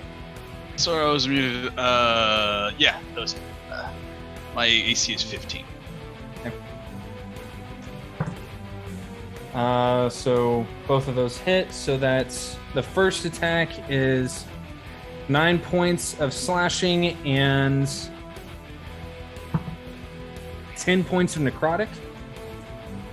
And then the second attack, I'll need you to make a Constitution saving throw for me, please. Oh, Jesus, I'm sorry. As you take 16 points of slashing damage from the second attack. 18 con save. Okay, you are okay. Harold. Ooh, buddy, that's a good one. 27 to hit and a 19 to hit. They both hit. Okay. Can't shield either of those. Shield gets me to 19. Oh shit! Need it, beat it. Wow. Okay. So that's 6 points of slashing, 2 points of necrotic from the bite. I need you to make a Constitution saving throw, please. After you take another 15 points of slashing damage from the claws. All right, so hold on. So it's just 2 hits. Mhm. So let me do a couple of things first. Constitution That's saving an throw. 18 and 11 for my 19 and a 12 for my keeping haste up. And then I need one more con save for the actual con save. Yep. Keep haste up, which is good. That's 15. 15 saves. All right. Cool. So hold on, 15 plus 6 plus 2 is 21, 23. Yep. All right, this neighborly one. Yeah, we're gonna kill a couple more people. Whoa. As it hisses at you, Pip, but sees that its friend is currently on you, and continues its onslaught. The skillful one has a pretty solid movement speed, and is going to go for Harold since he's the closest one to you all. Doing things to obviously help people, which is a problem for me. 25 to hit and a 17 to hit. I'll shield that last one. Okay, that's smart, though it's less damage. 17 on the con save, nat 20 on the concentration check. You don't have to worry about the con save if you shield the claws. Okay. That'll be. Let me check. Well, then 17 on the. Can I just have that nat 20 for my next roll? No. That is 10 points of slashing, 5 points of necrotic to you. Fuck me. Oof. Holy shit. Harold's not looking good already, guys. As these creatures just come rushing through, they start grabbing a hold of various different people, just reaching into them and ripping portions of shadow from them and just eating them in front of you all as people are screaming and shouting. Mac, it is your turn before we have everybody do what they're told. Wow. Okay. So there's one at my feet. All right. As part of my first action, I'm slinging Sarah Jane, pulling both revolvers and planting them in this thing. And I'm going to attempt. Oh, that one's absolutely missing. Woof. Oh, wait. At the start of your turn, I need you to make a Constitution saving throw as the scent finally hits you, as they stood still long enough. Scent? Yep. Oh, motherfucker. Oh, God. I just figured out what these were. 16? 16 saves. I don't know that you do know what they are, as the stench, this undead, like rotten smell, comes from this smoke that kind of permeates the air around you, surrounding them. You feel yourself kind of for a moment, and then you just chew on it for a minute because you're a cow, and then slurp it back down. Ew. Ew. You're the one who decided to play a cow. Yeah, no, good point. All right. Woof. Okay, maybe I don't know what these are.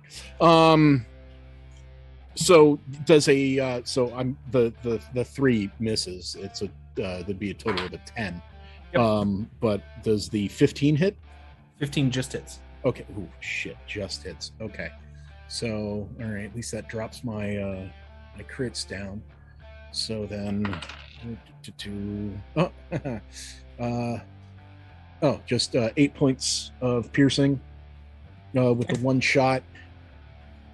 And then I will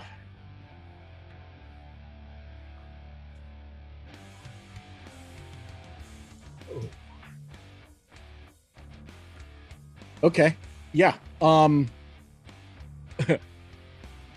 was my first attack action. Second action from haste. Mm-hmm. I am going to pistol whip it. I am making a melee attack. Oh, that's absolute. Okay. I need to know this ruling. Does Deadeye only works against... Oh, nope. Deadeye only works against a subsequent ranged attack. Never mind. Damn. Because that was a natural 19. So I do 1 point of bludgeoning damage to it. Okay. And immediately after I hit a creature with a melee attack as part of the attack action, I can use a bonus action to attempt to shove the target with my horns. Okay. So it needs to make a strength saving throw, DC of 10. Okay.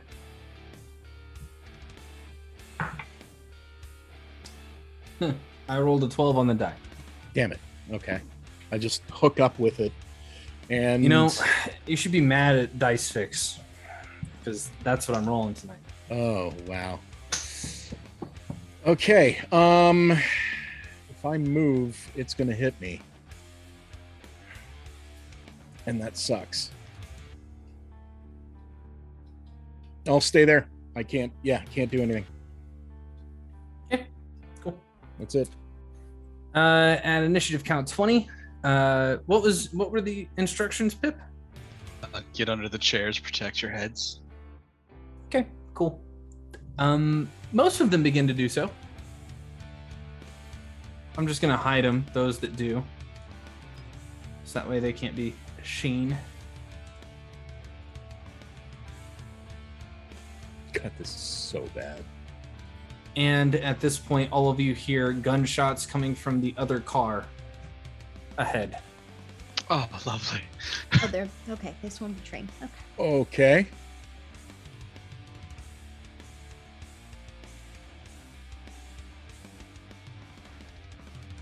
Beta, it is your turn.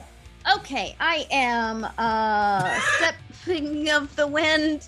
We're dashing over to Harold because I think he's not in a good shape.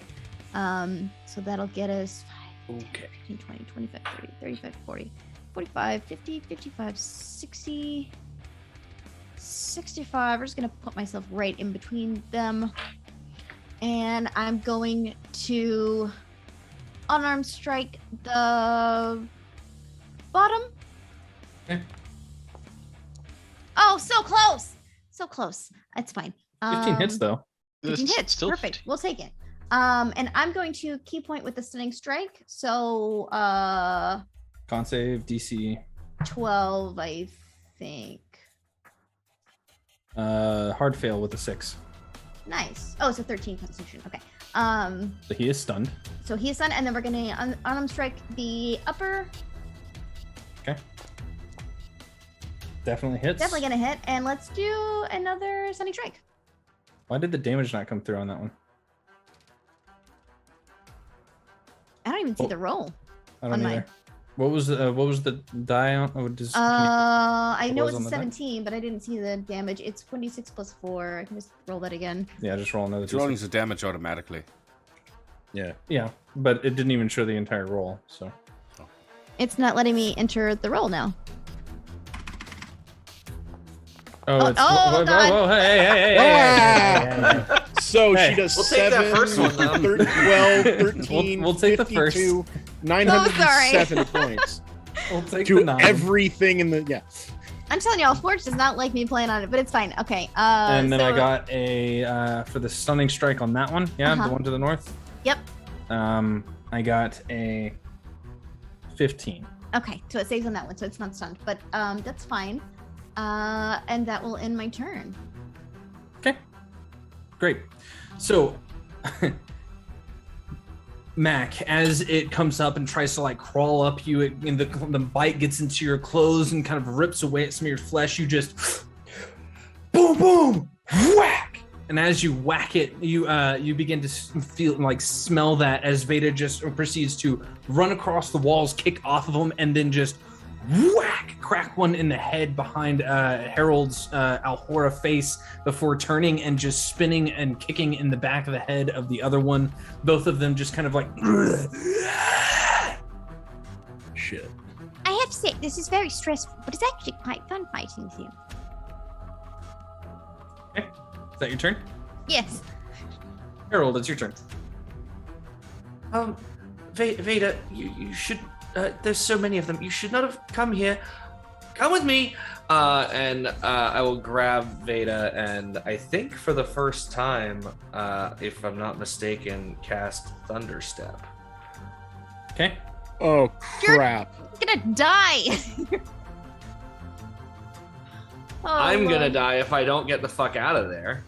That's true. Okay, so where are you going? I would like to take Veda towards behind where Mac is so that she's still in range of being able to run back into the fight, but she's not gonna be left alone with two of these fuckers.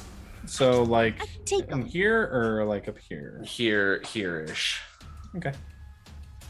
So Veda, as you crack the other one in the back of the head, Alhora's head begins to speak and then just like swallows you in the static before it just appears. The static appears beyond. There's this loud outward from that space. How big is the radius on? I think it's only like 10 feet. It's 10 feet. not very big. Yeah. Oh, thank crap! Everyone can hear it, but it's 10 feet of damage. Yeah, it's 300 feet of hearing it, but it's only 10 feet of damage. Yeah. Oh shit! I was pretty sure that before I cast it. I only wanted to hit the two baddies there. And what's the save on that? Ooh, baby, that is a con Before save you tell of me. 16. Okay, well, I got a 16 on one and an 18 on the other. Ugh. Of course. Well, you it's a did. good thing I rolled on 3d8. I rolled 28 damage. What was it? It's a half damage. Yeah. Two zeros and a 8. That's Two wait, 10s and an 8. on 3d8 wait, are you- or 3d10? 3d10 rather. Yeah, it is 3d10. Oh, okay. Okay. I was like, Yeah. ooh. So that's bad. Or- That's but I did I roll was like, that doesn't make 28. any sense. That doesn't make any Yeah. sense.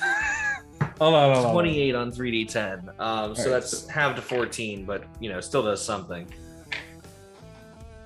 Okay. And Great. got me the fuck out of dodge. And then I'm going to use my movement to kind of get into this position. And then I'm going to say, everybody who's a living being, get out of the middle. You see lightning kind of start to crackle a little bit. Oh yeah. Dup, I need you to make a Constitution saving throw at the top of your turn.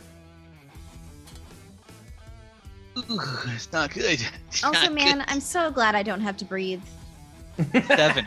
Oh, man. I don't have to 7. breathe. Uh oh. I'm about 7. to find out what it does. 7. Can you be poisoned? No, No, I'm runs immune. cannot be poisoned. Hmm. I'm It's immune. stinky. Resistant to poison damage and immune to the poison condition, I believe. It's very reminiscent of the sewers. Nice. Okay. Very cool. Carry on. Did the two that were surrounding Harold disappear? Anything happen? No. Were they still there? Okay, cool. They're still there. So what Pip will do is he will leap to the side and then bounce off of one of these, one of the chairs to get around behind this one. So bounce and then bounce. Okay. And then he is going to dropping the bell, turn around and unleash the poisoner's grip across the three of these. So I need dexterity saving throws from all three. Okay.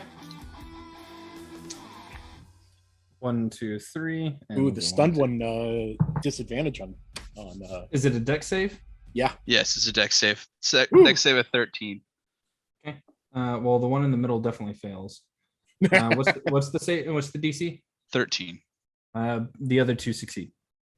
God damn it. Okay, so only the one in the middle takes is covered in acid, and on the top of his turn, I believe, will take a 6 damage.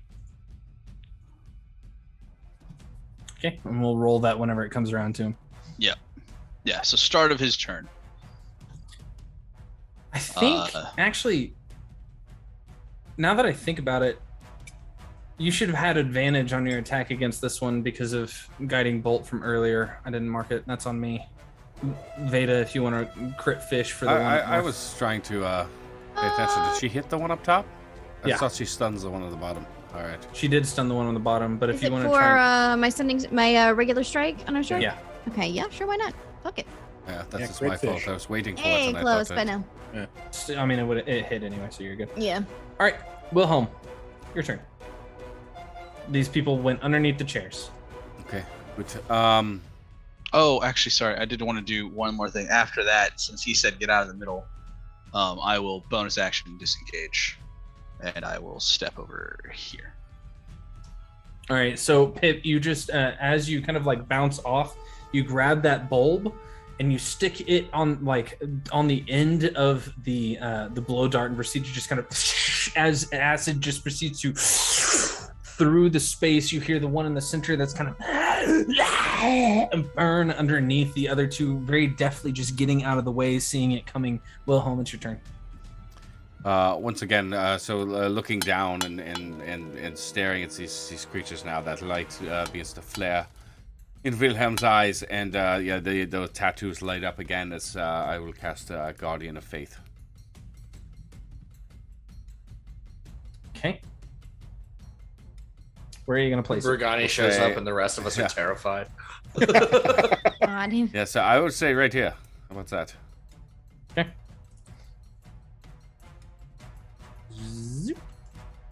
Right there. You got it. Okay. You guys watch as just this sudden eternal burning radiant flame just appears in the middle of the train car.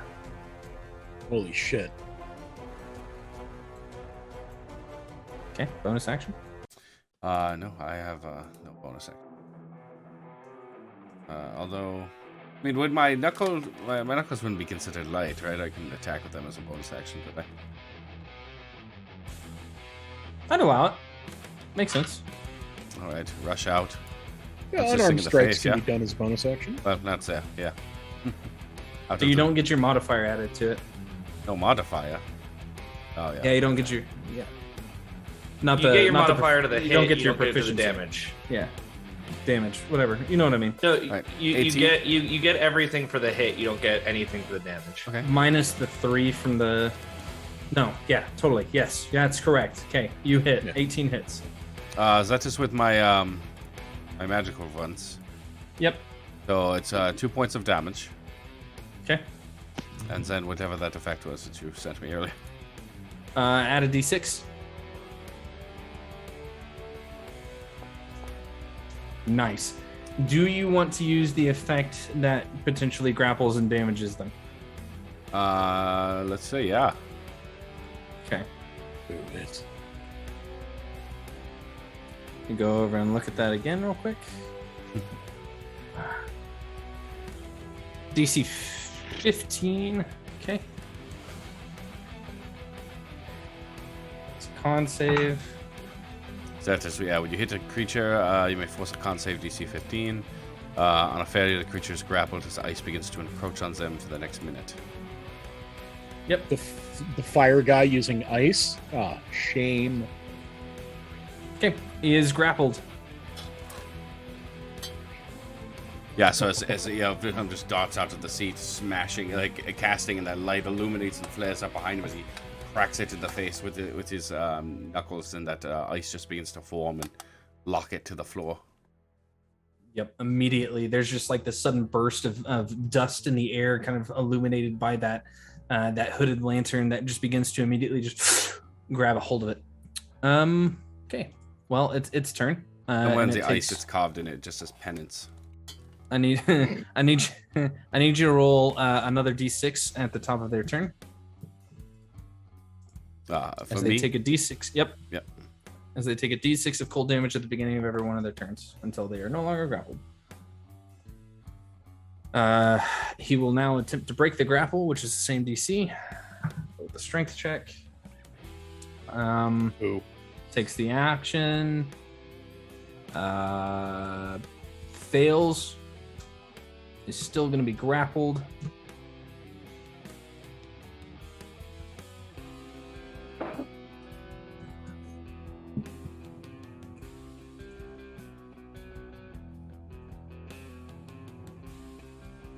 Okay, it is not going to go anywhere. So let's continue on. It is going to then attack Wilhelm once and then try to bite Mac.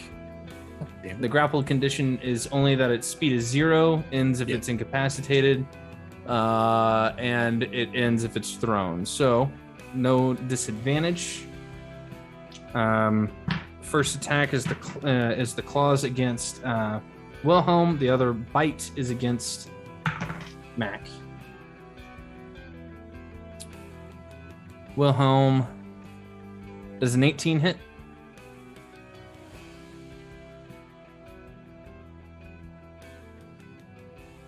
Wilhelm?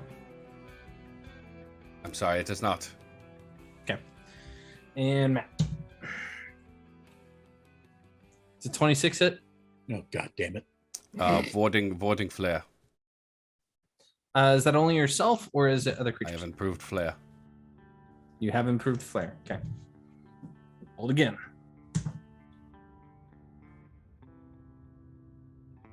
$13 misses.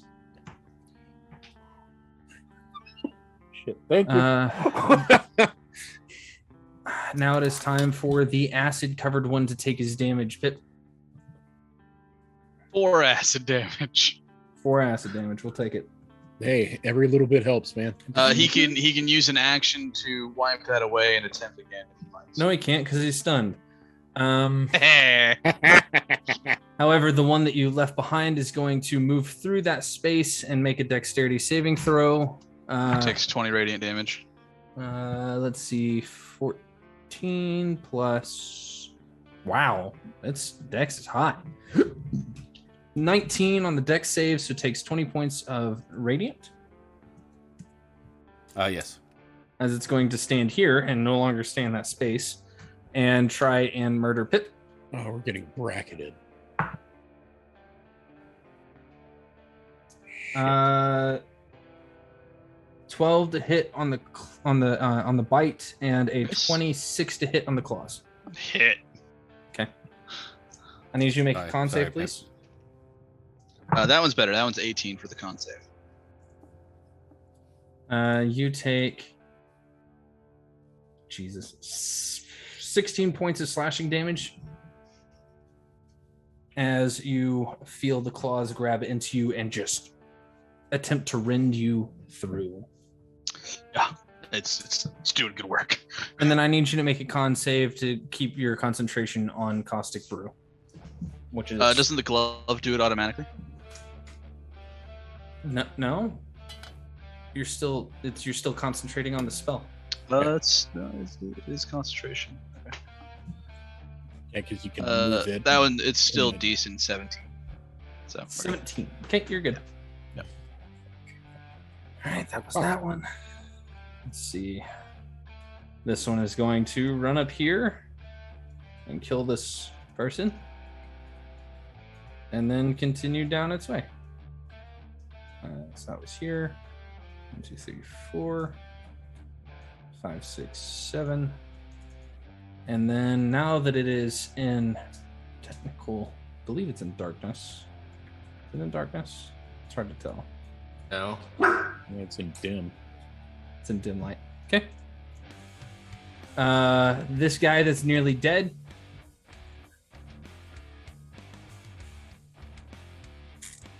Yeah,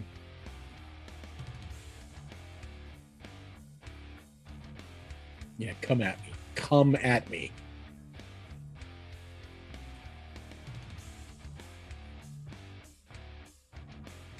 It will come rushing over the top of these chairs, quickly swipe this orc and kill him, and then get a bite off at Pip at disadvantage because of the angle that it's at.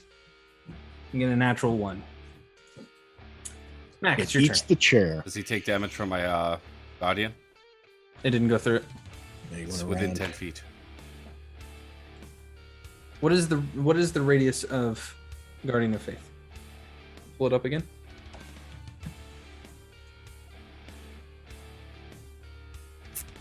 Are you're saying it's covering that area? Is that is your 10-foot radius? Is that where you're? Yeah. That's not a 10-foot radius, though. That's a 5-foot radius. Yeah, it's a 5-foot You're right. radius. It's not. That's on me. Of course it is. Well, who else's fault would it be? It's a 10-foot radius. Why did I do a cube? 10-foot radius is still here. Yeah. Yeah, still that would be accurate. Yeah, sorry. Okay. I thought you just gave me a very large guardian of faith. That's what I thought. I thought I just had a big boy. And then it was within 10 feet of that cube. I thought I was like, oh, okay. Dear God! All right. Cool. Murder time. I will take a step over because I heard get out of the middle. So now they're lining up in a different direction. So now you're all fucked. We haven't got an updated direction, you know. Yeah. So I'm just gonna start gunning this thing in its face. Okay. Right. So grappled. It's not going anywhere. Yeah. You did start your turn in front of it, so I need you to make a Constitution saving throw. Before you do, 19, 20, 21. That's a success. Okay, good. All right, so first attack action, 2 shots at its face. Ooh, an 18 and a 12, which means that would be a 19 and a whole lot. Okay. So those hit. So that would be 2d8, 5, 6, 7, 8 points total of piercing. And if it doesn't drop, I am going to bonus action using the Pistolero feat. Take a bonus action shot at it. Okay. That's going to miss. 10, 12. 12 misses, yeah. Damn it. Then second action, I am going to shoot it again. So I will take 1 shot. That's a 15. 15 just hits. Okay, so that's 1 more d8. 8 points. Okay, and still standing. Then I'm not going to move anywhere. Okay. That's As it. you just boom, boom, boom, boom, boom, boom, boom, boom, just start lighting this thing up. You can see like the wood underneath Weatherford's feet, not Weatherford, sorry. Wilhelm's feet just begins to just splinter upward towards it. Weatherhelm, as Wilhelm, god damn it, I did it once. Wilhelm, you can feel the floorboards beneath you beginning to get a little weak. Oh no. Veda, it's your turn. Okay, I'm all the way down here. Go, go, go. JD and I have bad luck on trains. Okay. And stay out of this line. Stay out of that line? Okay. I mean, I can crawl on the ceiling, so it's fine. Fair. We've got this one, that one. Okay, all these 4. All right, yeah, we're hauling butt over here. Let's do. Wait, which line? Down the center or across?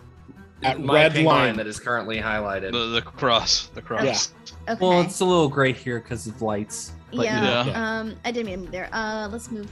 Let's go here. Don't worry, Wilhelm can take it. Okay. You won't need to. All right. Unarmed strike. It's fine. 13 misses. Again. Lord. 13 misses. Ooh. Okay, that's it. Bonus action. Oh no, you have to hit with flurry. I of have to blows. hit with Damn it. flurry of blows. Yeah. But you can still get your unarmed strike. Like you still get a single unarmed strike as a monk. That's true. Let's do that then. Yeah, because No, you won't. Cool. Oh, the natural one. You can't quite reach from the roof. Love it. Yeah. I'm short. It's literally grappled. Like it's covered. It's locked as a floor in ice. Like it's not. It's it not can't go locked. anywhere. It's mostly its feet that are stuck to the ground. Okay, it's still like it's almost comical. Yeah, she's reached down from the ceiling and can't quite reach. It's fine. All right, is that your turn? Yeah, that's it. Harold, light him up. Harold is going to hold his action until Pip and Wilhelm get out of his line of fire, and I'm gonna basically say, "Duck out of the way!" And I'm charging a bolt of lightning to as soon as they leave the Assuming you're gonna move up area there, of yeah. effect. Yeah, I'm gonna move up there. I just don't want to leave this line Chuck, that I found. can you that move can him only, to the chair? Yeah. Beautiful. You know you can make a template. Yeah. Like you can. I've found this exact line. I'm going to stay on this exact line. You can. Because any other line will hit my allies. Yeah, let me see. All right, cool. So you guys hear this cry that's almost electrical in nature, very reminiscent of the blue streak, as the head kind of floats through the chair and begins to charge with electrical light. Ooh boy. No. So Pip is going to bonus action disengage.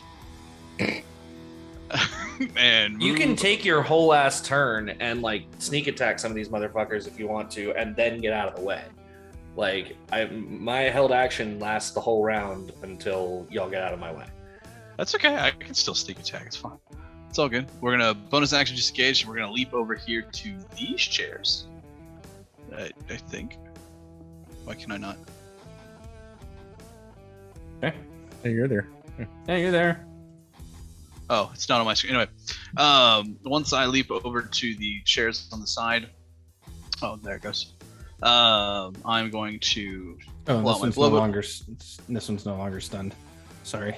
Continue. Oh, yeah, it's been. I'm going to pull out the blow dart and blow dart the one that is on the northwest side of Wilhelm. And that's a 17 to hit. 17 hits. And it does 6 piercing damage from my magical blowgun. Plus, how much is my sneak attack now? 40? Yeah, 46. Fuck yeah. So 5, Nice. 11, 12 points of sneak attack damage. So additional piercing. And I will. Is this a bonus action? Sorry, I have to see if Wells of the Grave is a bonus action. No, immediately after you roll, I can just target a second one. Okay, cool. And then I'll hit the one that is between Wilhelm, Beta, and Mac with the Whales of the Grave. And what does Wells of the Grave do again? It's half or total? Half of. Basically, roll half the number of sneak attack dice for your level rounded up. So it's basically, since I had 4 sneak attack, it's 2d6 I roll for that one. And that one was 8 sneak attack damage. Nice. So as Pip leaps across the way, you see him pull that newly enchanted blow dart gun, and as he does, he pulls that dart and slips it in, and as he lands, and as he does, you see the end of it kind of like glow as this circle of runes kind of appears around it and corrects the angle to go straight at it as it slams into this creature down underneath its rib. As you hear this unearthly wail come from it, as you the three of you watch a small grung child crawl its way up quickly from underneath the shadow creature and just stab, and then disappear underneath the train. That's my turn. Wilhelm, your turn. No, that's not creepy as fuck. It was exactly 8 stabs, 1 for every sneak attack damage. Exactly. I am. Creepy phantom frog shit. Yeah, I am not even going to make notice of that. I am going to stand up on this chair. Well, actually, before that happens. Yeah. Actually, no. Actually, you know what? No, I will stand up on that chair. Okay. You're in the measurement tool. Thank you.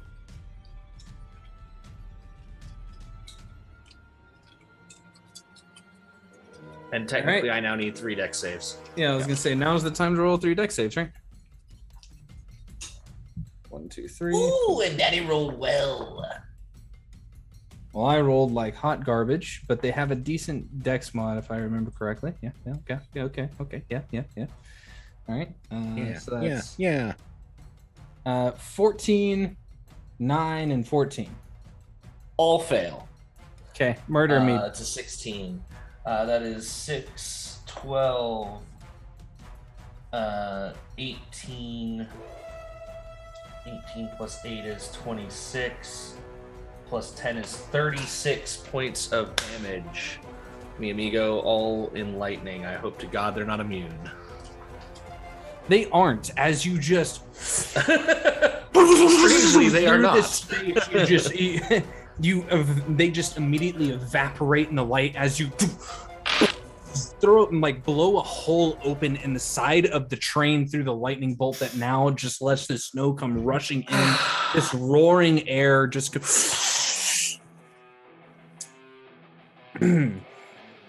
Holy shit. Dead. Thank you, Allie. Dead. Delete. Wilhelm, the rest of your turn. Thinking about kill stealing that and using my Radiance of the Dawn, but instead I I debated it for a moment because I was like, I think I could kill all of them. But I didn't. So instead I will stand up in my chair instead. It would be funny. It would have been very funny. Instead, I will. You'll see again those the tattoos and everything just flare up, feet all the way up to the neck, and radiate outwards again. And I will cast Beacon of Hope. Nice. Let's go. Okay. For our listeners that don't know what that does. How does it make you shed light? Am I crazy? I actually don't think it does. I mean, I feel like I have light like 3 times because of everything. So I feel like I'm always shedding light. I have the light cantrip like 17 times. So. But Beacon of Hope bestows hope, vitality. Choose any number of creatures within range for the duration. Each target has advantage on Wisdom saving throws and Death saving throws, and regains the maximum number of hit points possible from any healing. That's useful. Nice. Yeah, that's useful. I need so that. That is everything that is not a shadow ghast. So as you kind of like flare for a moment, the fire kind of burns from your eyes as your like in crystalline clear vision is just trained on it. Everybody around you immediately begins to, like, all of you no longer feel that cold rush of air for a moment as his heat just radiates over you. And the silly shadow ghast will now take some acid damage. He takes 6 acid damage. Okay. Silly shadow ghast. And he will throw himself from the train. Oh, man. And disappear into the snow. Awesome. Shadow gas from the train. Leak. Cool. Leak. Assuming that they leave from the space, We got he'll one probably left. take 1 more set of acid damage before being able to wipe it off. But he has He didn't take his action to do. He could have taken his action to do so. So no. Yeah, but you didn't say that. You said he moved away from the train. So I'm assuming he moved and dashed. I still have my action and my bonus action for that creature. I don't think so. That's 6 more acid damage. That's 6 more acid He goes damage. to jump out of the, he goes out of the goes to jump out of the train and hits the wall. And the other one up north, the neighborly one will do similarly. Oh, I'm just gonna run after that damn thing. If we are kind of rolling out of initiative, then the first thing I'm going to do with my Beacon of Hope is cast Mass Healing Word and try to heal as many dying people as I can. Roll it. I don't have to. Are we out of initiative? Oh yeah, it's max. So yeah, we're out of initiative. 1d8. It's 1d4 mass plus healing 4. word? 1d4. Okay, sorry, yeah. So 8 healing. Plus 4. Yeah, So 8 healing to 23, okay. Every living thing. Yeah. Excellent. Pip will immediately say, "I heard gunshots from the train." Well, in particular, in front of actually, us." not my. I'm trying to hit the passengers, like the friendlies. Yeah, like I would say, maybe. like I think Veda would have said, like try and focus them first, please. I'm the Right. only one, Veda. I'm the only one that tried to save any passengers. I want to point that out. I was trying to prevent more passengers from dying. Thank you very much. Mm-hmm. I killed like 7 myself. Okay. Pip will down a healing potion and immediately run to the car where he heard gunshots from. We will Same. handle that after we take a break. Excellent.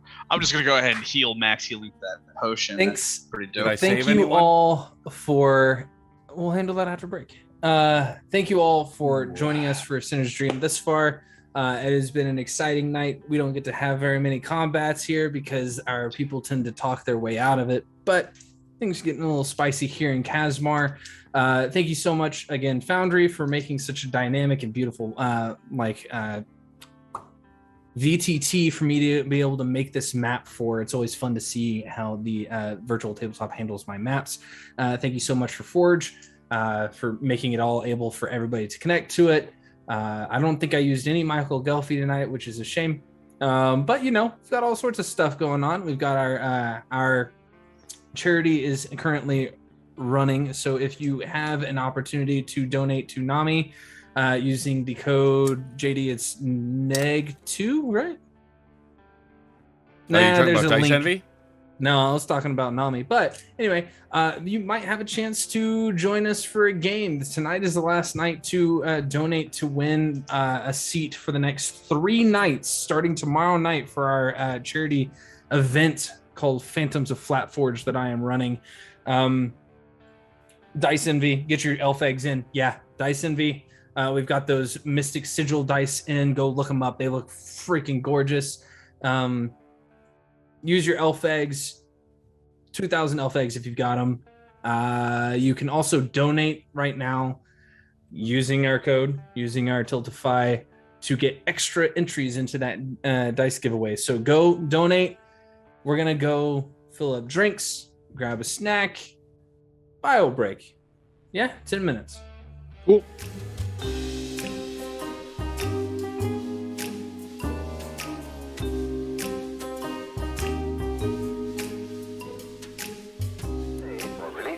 Is Alka-Seltzer. You mean you don't care if her hands get all... And this is the season for the Reynolds Metals Company to extend to you the very best of all good wishes.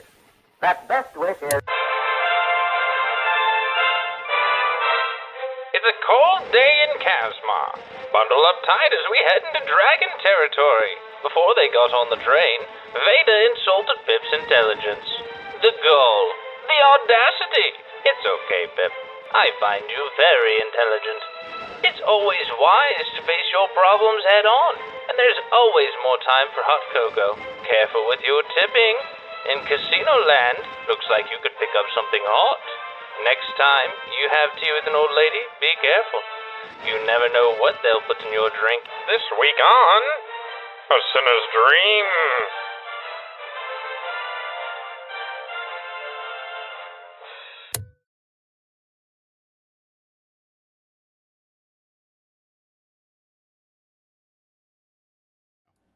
I mean, you really have to be careful when a grung puts anything in your drink. like a finger, a toe, or any other appendage? Hmm. You're Homemade basically epic. all awful. Well, yeah, just weird little drippy toxic frogs. Well, this great. entire party is awful, but in Drippy. different aspects. Drippy's the. Well, yeah, I mean, good point. I mean, we've got the weird undead monk and the. Did I save anyone's life today? Listen, Yeah. technically, I'm not undead. Okay, fine, half dead. I just don't have to breathe. Gee. So, coming back in, Okay. as the cold air whips through the train from that massive hole that is now blown out from the side of the train, people are kind of like huddling underneath, huddling up close. You watch as the lights finally begin to, and the light begins to glow on the right side of the train again, on the opposite side of where the hole has been blown.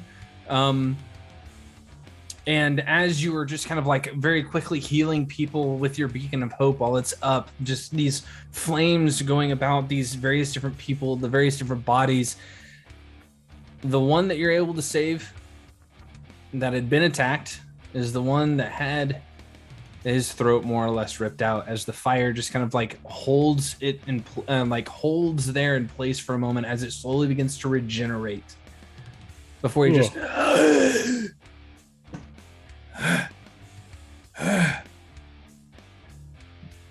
It's okay now. and he looks over at the woman and just begins to cry and starts holding her. That tracks. Rick, who's got a diamond? Nobody. Nope. I'm running 120 feet toward the car in the north where the gunshots came from. Wait, I also took running a that few way. diamonds. You did take a few diamonds. You did. I did take diamonds. I don't remember. I have at least one diamond. Ooh. We've got about 15 people to. If you did not- revivify. If you did not get a number, I can roll and tell you how many you picked up. Yeah, sure. Mhm. I I actually know random that. I know for a numbers. fact that I purchased 2 as well. You have 4 in your possession. Yeah. Okay. Wow. Yeah. I will sidle up to Willem and kind of nudge a diamond into his hand. I will immediately look at you and smile quickly before turning down to the woman's corpse. Crush the Okay, diamond. As you do, they kind of release them outward as they the radiance from your runes along your arms, the tattoo kind of like almost melts off onto it, becoming this nice liquid fire that pours down onto the woman as she just and she just holds on to the guy, onto the orc. As Floating Head Herald floats past as this is happening, Floating Head Herald will just look back and say, "You have a second chance. Use it well." And then floats away ominously. No, that's not All right. creepy as fuck. So Mac, you get to the door. Mm-hmm. Okay. Pippin is going to be on his heels. Okay, it is currently locked. Okay, everybody is still alive in here? Yeah, on this end of the train, everybody's alive. Oh, I'm kicking the door down. Okay, make the attack. Okay. You would technically be here. Okay. Oh my god. I don't think I get. That's just an unarmed strike, right? Okay, so 12. 12. Hold a Toll the Dead as he opens the door.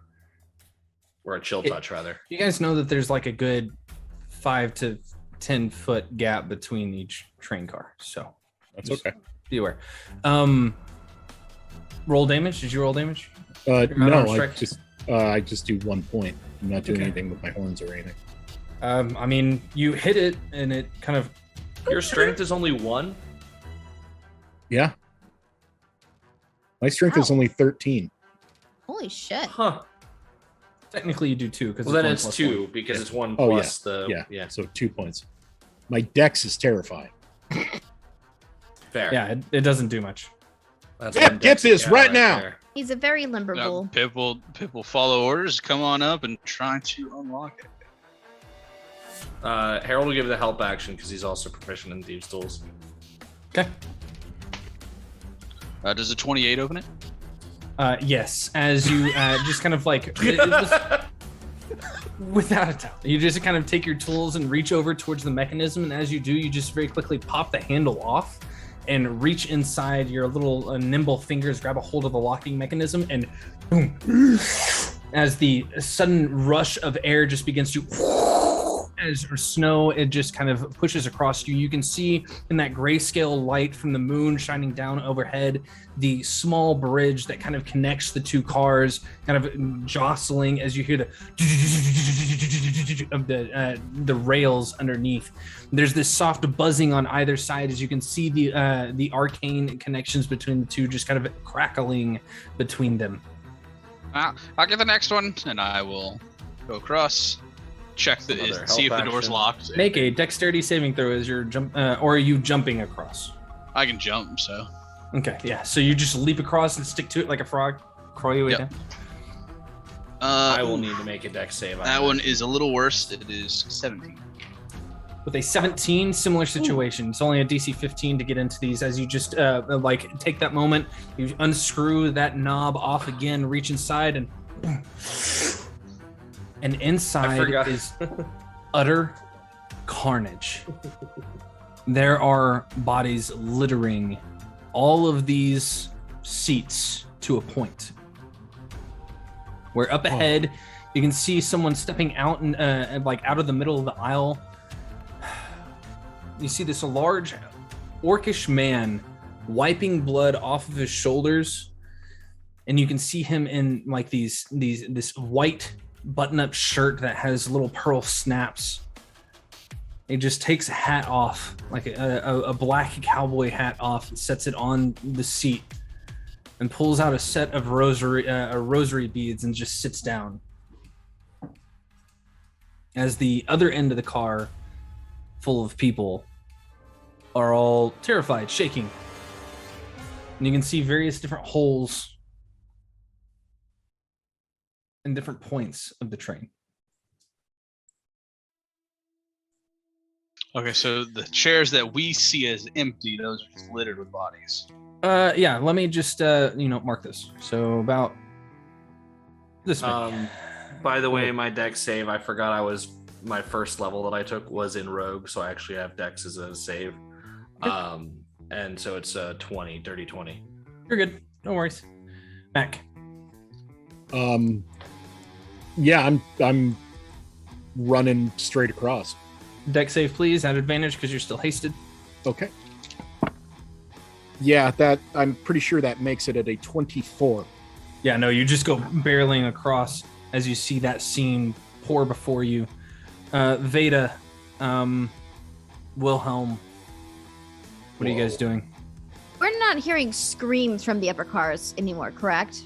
No, you guys can. I mean, there's that loud howling wind from the rushing of the train and the snow coming in. It's freezing. Mm-hmm. Are we the last train car? Technically no, but for this scenario, yes. Sure. Okay. I'm gonna proceed up through the aisles and just if anyone's still alive, like to anyone that's still alive, just sink your fangs into them and take them. Yeah. I'll just take them. Drink blood, thank you. She will be like, we'll get the hospital here as fast as possible for all of you. I'm so sorry.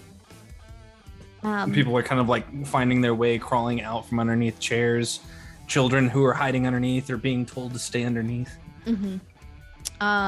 Yeah, she just kind of like herding them into like safer locations.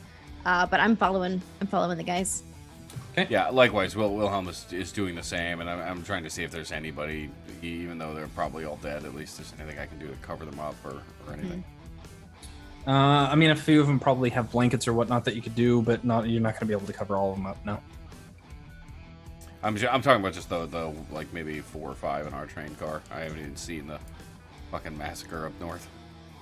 Yeah, I know. That's what I'm talking about. The one like they're like these guys may have had a blanket together, but beyond that.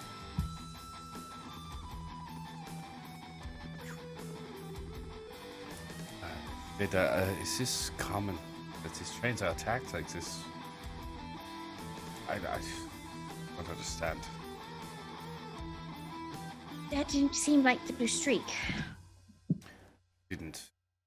Not her style. But I get the feeling I might be following her.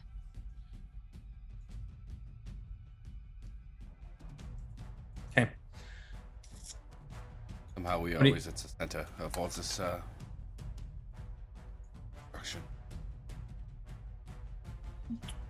Pip, Mac, Harold, what are we doing? Harold wants to start progressing forward, but then like cast message to this guy that just sat down and be like, "What the hell happened here?" Basically. As soon as you do, he immediately gets up, pulls the rifle back up, and points, and Whoa, Fran. Whoa. Whew. Explain. Whoa. Friendly. I'm assuming haste is worn off. It's only a minute. yeah, he sets the rifle down on the chair and just kind of sets it down. Sorry, I wasn't ready. No. Get it. Hey, we had 2 more in the car back here that vanished. Did they come in here too? Yeah. All right. I haven't been able to get to the engine yet. Oh, fuck. They're moving forward? Okay. They didn't go that far, but if they're getting to you, I imagine they're going forward too. All right. So looking around here, there's no one else active in here, right? No. Harold's gonna just plow forward. Yep. Okay, feel free. I'll take a minute. Just. You'll need 6 seconds, big guy. It's fine. As the haste wears off, you just kind of. Harold, I don't know what you did to me, but that was fucking rad when you did it, and if you can do it again, would appreciate it. Oh, Pip, feel free to move forward. I may have to. Solid. Is there anything Pip's so doing now you believe I'm Harold. Largely just checking to see if there's any just kind of as he's going, he has the lantern still, so peeking, seeing if anybody's struggling. Obviously not dead, but not like crushed under the weight of anybody, but just moving forward. Right. Veda, Wilhelm, as you step into the next train, you just see that massacre before you all, and you have to take a moment and kind of take a breath. Wilhelm, make a perception check real quick.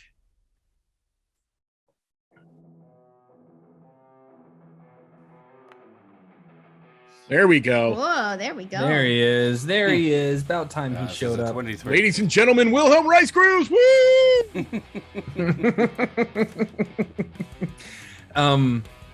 You see that rifle pointing over the top, and you see etched along it from darkness to dawn. Along the barrel. Is there? About right here. And he's just, it's written in, you speak Celestial, right? Yes. It's written in Celestial. Oh, dude's a revelator. Right on. Oh, shit. Oh, that's rad. Oh, that's so rad. Carry on. I'm just, like, the moment I move past him, I just quickly put my hand on his shoulder and like, thank you, friend. As I'm walking by the living passengers, they seem to be afraid of the horse guy, or is it they seem relieved? They seem relieved. Okay, excellent. Then I will go forward and do the same thing. Go just run up to the door, see if it's locked, etc. It is locked. It's locked. I will try to unlock it. Did you help again? Or no. Yep. Help action. Okay. Cool. 21. There. Okay. The 21, this one's a little bit more difficult. So in terms of how the typical train works in Kasmar, we're going to go ahead and leave this screen because I don't have the engine car active at the moment. But As you kind of like search along the edges, there's no actual opening mechanism from the side. You would immediately realize that there is some semblance of magical touch that is required for the most part to get into this door, though you know that if you get into the side panel, you could probably still release it. And as you kind of very quickly just like start unscrewing various different panels along the way down, you take it off and proceed to reach onto the interior and just dunk. Tunk, tunk, and it slides open. We'll go ahead and leave can we this. See into JD. the engineer car? Yes.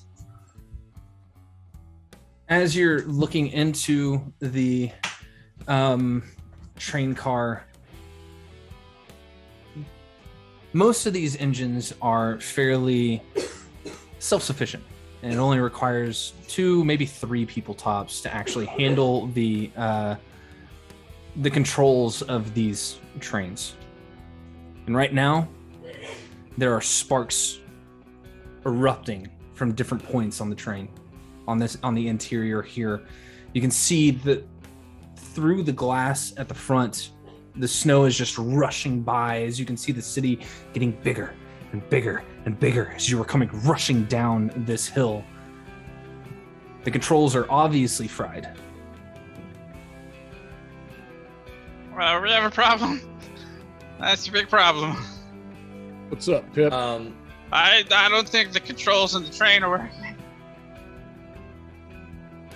Harold would like to. I mean, this is probably like weird smart people like Harold are always into trains. That's I feel like Harold would. That's like, rude on so many levels because I live in a town with a lot to trains, and I was going to say, yeah. And it's also very true.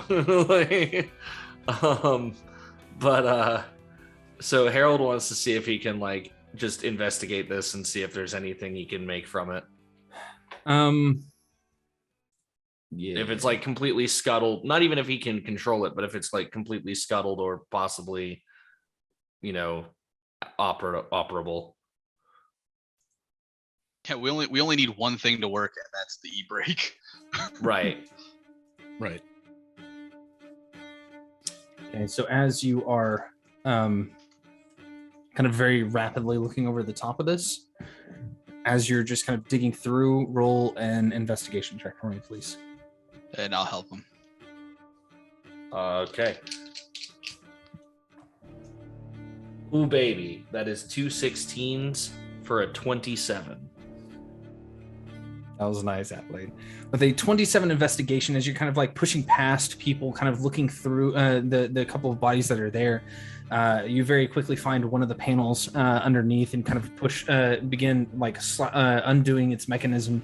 And it's just, you have to take a moment mentally as your physical form almost like dissipates in the midst of the sparks that's erupting from where the emergency brakes would be. And you find a single pistol, which explains why there's so much damage.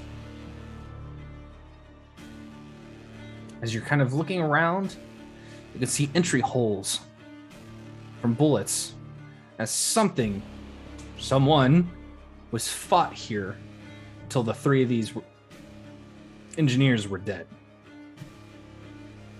Are there bullet holes in the engine itself, or The control panels for the most part. okay? So someone attacked the control panels. With Like it, with with the 27. With the 27, it seems more along the lines of just friendly fire. Mac would actually recognize it from, would actually kind of like recognize it mentally as the floorboards were ruined back in the other train car from whenever he was shooting the shades. So a little ways back, still near that orcish gentleman, can I see that there's some sort of panic and confusion going on up in the engine car from where I am? Yes. Oh, yes. yeah. Pip said something, so. I will turn to, I guess, Vader, who's probably next to me, and this orcish gentleman, and be like, unfortunately, sir, I see. Need some help, and I will cast Bless on the 3 of us. We have to figure out a way to either stop this or disconnect the engine and try and slow down the rest of the train. And you can, as you're saying this, with a 27, did I see like, is the brake intact? Is there anything intact? Like, can I use anything? what little bit of control there was in these control panels over this, no. You're going to have to get down to the actual physical machinations of this machine. You have roughly 30 minutes in game time before you hit downtown. I am going to immediately head back into the other train cars and usher everyone into the last car. 30 minutes in game time. You mean it's 8:22 Pacific right now. So at 8:52 Pacific time? Fuck. Okay. No. I was going to say, all right, no, we're fucking on. Let's go. Let's do this. Well, you should be that way right now. No, we're fucking, yeah. I'm too big. Harold, you're floating. Pip, So can you re-describe what happened to the emergency brake lever? Because I have something we could probably use as a replacement lever. It was just a lever. Or it's not the lever that's broken. It's the actual controls themselves within the wiring has been shot through multiple times. So awesome. Yeah. Awesome. Okay. So it's wiring, huh? Yeah, for the most part. That's so been it cut needs through. electricity. It does. Though, if you would know that it takes a lot more than that to just shut this off. So don't lightning bolt the brake system. Harold, do you know about trains? Kind of more of like a hobbyist kind of thing, not a engineer kind of thing. Okay, well, I'm just saying, you know this lever? It's fucked. Do you know if there's like a physical part that we can like reach on like the outside or I anywhere? imagine there has to be. Okay. Is there a way I can trace that like line to see if there's like a physical mechanism I can trigger? Does it go like outside? Or it does. It goes outside. Car? Based off of what you know, Harold, these wires are going to be more well protected on the bottom of the train, though they do electrify the actual brakes themselves, causing them to very rapidly expand the hydraulics within them to make them stop, forcing them to stop. So it'll go at a screeching halt, and you've got a full, couple miles to go, but it's going to be a long haul streak just through. Do we feel that the train is speeding up, like it's still Yes. propelling itself forward, or is this? It's not propelling. It is just inertia from it going downhill. It's the law. The orcish man gets up and just kind of, and he breaks the shirt off as all the pearl snaps break off, and he says, "Don't have time for this." And he just tosses the shirt to the side and picks up his rifle and just comes forward with you. What are we doing? Well, friend, looks like we're out of control. We're heading toward the city, and we don't have brakes. So unless you're a magic, train technician, we be fucked. Veda's just language in a Chippendale show. It's fine. Just sort of lean over to Veda and say, I said he didn't have time. Does he mean he didn't have time for his shirt? I don't. She's just blushing. I do. I thought the undead were immune to the charmed condition. Veda, snap out of it. Can you and Pip do your weird like climby stuff and get out and see if you can like make the brakes turn on? You said under the train, right? I think that would be in a carriage. Yeah, I believe I have the answer. All right. If you can get underneath the train, near the base of the engine, and shock that brake, you might be able to do something with it. Though, if you do it too strong, you're going to be having an issue. I can't. Okay. I don't have any magic. I can't shock it. Define issue. Never mind. We don't have time.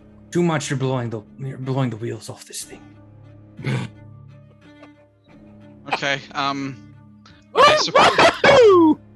Yeah. So plan A, apply the brakes. I mean, plan B is I could just blow up the tracks, and we can take our chances that way and not destroy the city. So plan B is take out the train and yeah, okay. Okay, cool. everyone. Hello, Yeah. Wilhelm Weisskreuz, Weatherford Hole to Investigative Services.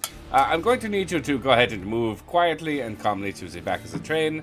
It seems we are unable to stop, and your best chance of As survival soon as you say would be stop, unable to stop, it's just immediate screaming from the majority of people, and everybody very rapidly just pushing past each other. And you watch as one of like this human man just deck this elf in the face, trying to get past him as they're just running past. I mean, there's no rush. We have like half an hour, guys. You're gonna get there. It's fine. Just please stop talking, all of you. I'm more than happy to crawl under the train. I don't believe it's going to be working much. We need to get this underway. Yeah, I even don't, now, and he kind of like looks past you all and looks down towards the now speeding towards you all city. Even if we break now, we're going to be having an issue stopping at the next station. No, there's no such thing stopping at the next station. We're going to be stopping. Well, if we'd done it about 5 minutes ago instead of standing around talking, we would have had it finished by now. Does anybody have a way to shock the brakes Right, just tell me where I need to shock. All right. And he kind of like sits down at that first booth. I can't believe I'm talking to a floating head. You and me both, son. No, I can't believe I'm a floating head if it makes you feel any better. Right, concentrate. You know, not the weirdest thing I've seen today.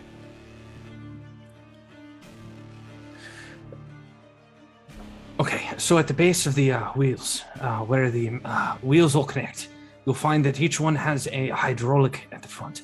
At the very front of the train, the very front of the engine, there are brakes that are stronger than the rest. If you get in there and you shock at the base of where the wire actually comes from, that, and he turns and like points towards the wiring that you exposed, towards the rest of the, if you can shock it at the base of where that wire connects, with a soft jolt, nothing crazy. It'll disconnect the actual power, moving things forward, creating a stop in the hydraulics. Insight check. Roll it. And just ripped off his shirt in front of us. Okay, and you're gonna call him a liar? Yeah, but then he ripped off his shirt and then knew like a bunch He's about exposed. trains. He's vulnerable. 16. A 16? Dirty 20. Yeah, it's a little weird that he knows quite as much as he does, and Wait, I bless too. Hold on. Mm-hmm. Yeah, roll the. Oh, I do too, don't I? Yes. You bless me too. You do, right? yes. Mm-hmm. Okay, cool. It only gave me a 1 though. I mean, even if I get a 4, yeah, I got a 1 too. It doesn't matter. What, your deception? I beat your deception. Yeah. Yeah. It's less of a deception and more of just and general intelligence check on his part. He's guessing on where they're located, but he seems to be pretty positive and knowledgeable about how the actual hydraulic and emergency brake works. Roll a history check. Can I also? Yeah. Ooh, that's only a 9 plus 11. Oh, look at that. 16 and a 21. Dirty Both 20. But it clicks almost immediately. Every single train that goes through Kasmar has a marshal that is somewhat trained on how to stop a train whenever things go wrong. It's hard to stop a train. You're telling me. So if we got underneath the train and, I don't know, punched through and knocked on it, would that help? Probably not. You're going to need some semblance of electricity. Well, Harold, I you figured can fly. it out. Can you get over there? I've got that. I can't fly. Not right now. And you can't climb because you can't grab anything.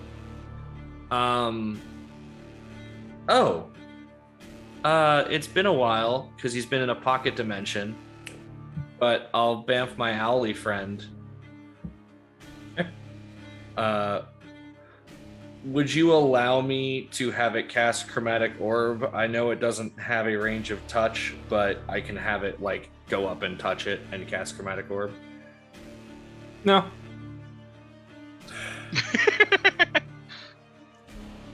What if I carry the owl over there? Will that help? Will that work? Can we do that? Well, I guess. Yeah. No, I mean. Hold on, Dick. You know what? Wait. Does the train have a lot of personality? Does the train have a lot of personality? Like could I cast Cold Person on a train? Probably not. Cold person, maybe, I'm but out. Hold person? No. I'm gonna punch it really hard and see if I can grapple it. Well, if You already used use a that lot once of per long rest. Okay, I new have plan. I have the wrong spell. I have haste. I need slow. Okay, new plan. What if I grab it and then you Enlarge shock reduce? me? Can you enlarge the brakes? I don't have enlarge reduce. Wait. What, Pip? What'd you say? Okay, what if I grab the part that needs to be shocked and then he can shock me? I'll act as a little bit of resistance so it doesn't be too strong, but it still shocks it and hopefully activates it. Actually, I can assist with this. Wilhelm healed me a little bit, so hopefully I just won't die. Are you sure, Pip? Yeah, at this point, yes. We can't let it hit the city, and like he said, it's taking a long time. So, good plan, great plan. Right. Well, Okay, cool. here goes nothing. Lightning, whatever. Awesome. I will climb down and I'll talk to the guy. Like, what am I looking for? What does it look like? Describe it. He explained it already. It's Actually, just beautiful. I Excellent. I can't even cast protection for energy on you because it revives that dead woman back to. Sorry. Sweet. I will start climbing and try to find it. I'm going to position myself as the front of the train because if this doesn't work, I'm blowing up some train tracks. Okay, you guys have spent about 10 minutes of your 30 talking about this and getting things in place. Making sure people are all the way back. Yeah. As you crawl underneath, do you have a climbing speed or spider climb of any sort? I do not have spider climb, but I do have a climbing speed. Okay. So as you very quickly kind of climb up underneath the edge of this, it is terrifying as the snow is just 100%. It is roar. It is deafening with how and loud it is underneath. Trains this. have a bit of clearance, but it's still super scary. Super close. You've got like maybe a solid 5 feet underneath you as you're holding onto it. How far is he away from any access port? From any access port? Yeah. Like how he went down. He went down on the. I'm assuming he went down on the outside of the train. Okay. Yeah, I had to get like under between it the away cars. from the wheels. Yeah. Yeah. Is he basically like climb my way up? Yeah. Could I tie my whip to him, or would that not? Or it would be too short. It would be way too short for what he has to do. Plus, if I fall off, like there's no saving me. That's game over. I don't have my backpack with me, so I don't have my rope with me. Yeah. Okay. Make an investigation check because it's dark underneath here and it's kind of hard to really kind of catch everything with how fast. It is dim. Light. It dim is light dim does light. not impose my. I know it as a doesn't. Skulker. I'm just saying. I just put it out there. Giving myself everything. Look, we're on edge, Chuck. Come on. I know. Okay. Come on. Do I have? You said investigation. Mm-hmm. I have expertise, so that's 24. Oh yeah. Okay. There are a lot of cables underneath here that are all wrapped in this mesh wiring. Like this, it's kind of hard to tell which ones are going to which things, going into various different portions of the engine. You can see these two large ones that actually go from the top, like from the very front of the train, going all the way back to where it actually connects to the next car, where you can see that bolt of arcane energy connecting it to that next car. And as you're kind of looking around underneath, you turn your head and you can just see these wheels just at high speeds, and it's nerve-wracking. And you go to look up and you get a mouthful of air that just kind of makes you choke for a second before you just grab a hold of the next thing and start making your way upside down towards the front. You see that hydraulic that he was speaking of and that he was talking about. All the rest of the portions of this machine that are connected to the actual armature of the armature that connects to the wheels themselves are all currently moving. There's only one thing that's not moving at the front, and there's a single cable that looks like it's going up into the car itself. You go up to it. What are you doing? I will grab it, so that way once I'm shocked, it creates a connection and hopefully triggers it. Okay. And then once I'm in position, I will yell back at the top of my lungs, "I'm ready!" Okay. What are we doing? I will cast a chromatic orb at the first level. Okay. Trying to give some electric energy, but not like a lightning bolt's worth of electric energy. Seems reasonable. That's a 16 plus 8 to hit. I think that is, Pip. Yeah, it does. Well, I didn't know if you were gonna like impose some kind of ridiculous armor class because he's kind of stuck in the middle of stuff. I mean, I'm sure I would have. I would probably have half of it, but you know, it still hits me. It's a 15 and a 16, so yeah, plus 8 each. So yeah. Is it gonna be enough? Ooh, I don't know.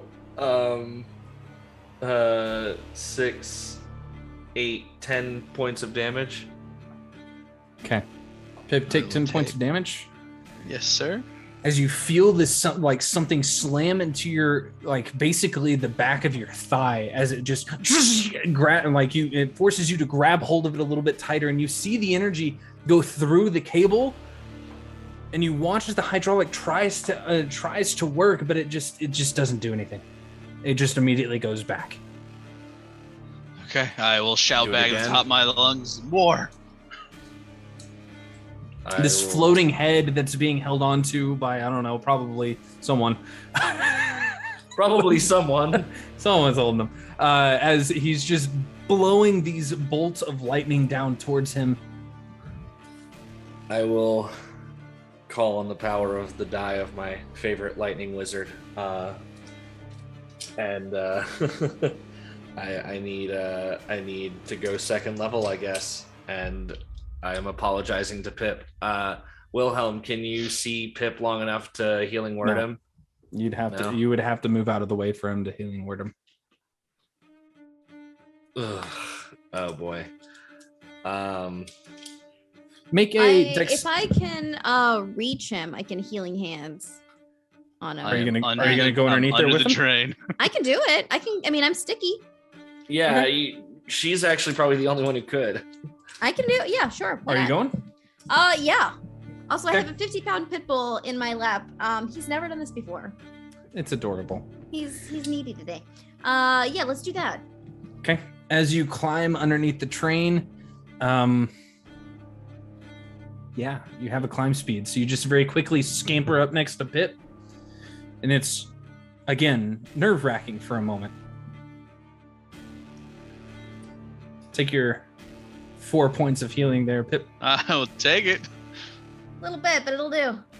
Yeah. And then does she... Oh, wait, I think, hold on. I have, give me 1 second. 'Cause I've got stuff. There's no. I thought there was something else. Carry on. Never mind. Oh, Physician's Touch. Wait, it can minister when I use hand of healing on a creature. No, you're not. Never mind. It's status. What was I effects. thinking? So silly. I What banished was I the train. thinking? It goes into the Carry real on world. my wayward Everybody dies in a fiery inferno. Okay, cool. So you As just kind of Veda- reach over and feel the good vibes. As Veda crawls away, do you leave? I'll stay with you. As long as you're underneath the train, I'll stay with you. Okay, I will consume my potion of Raider healing.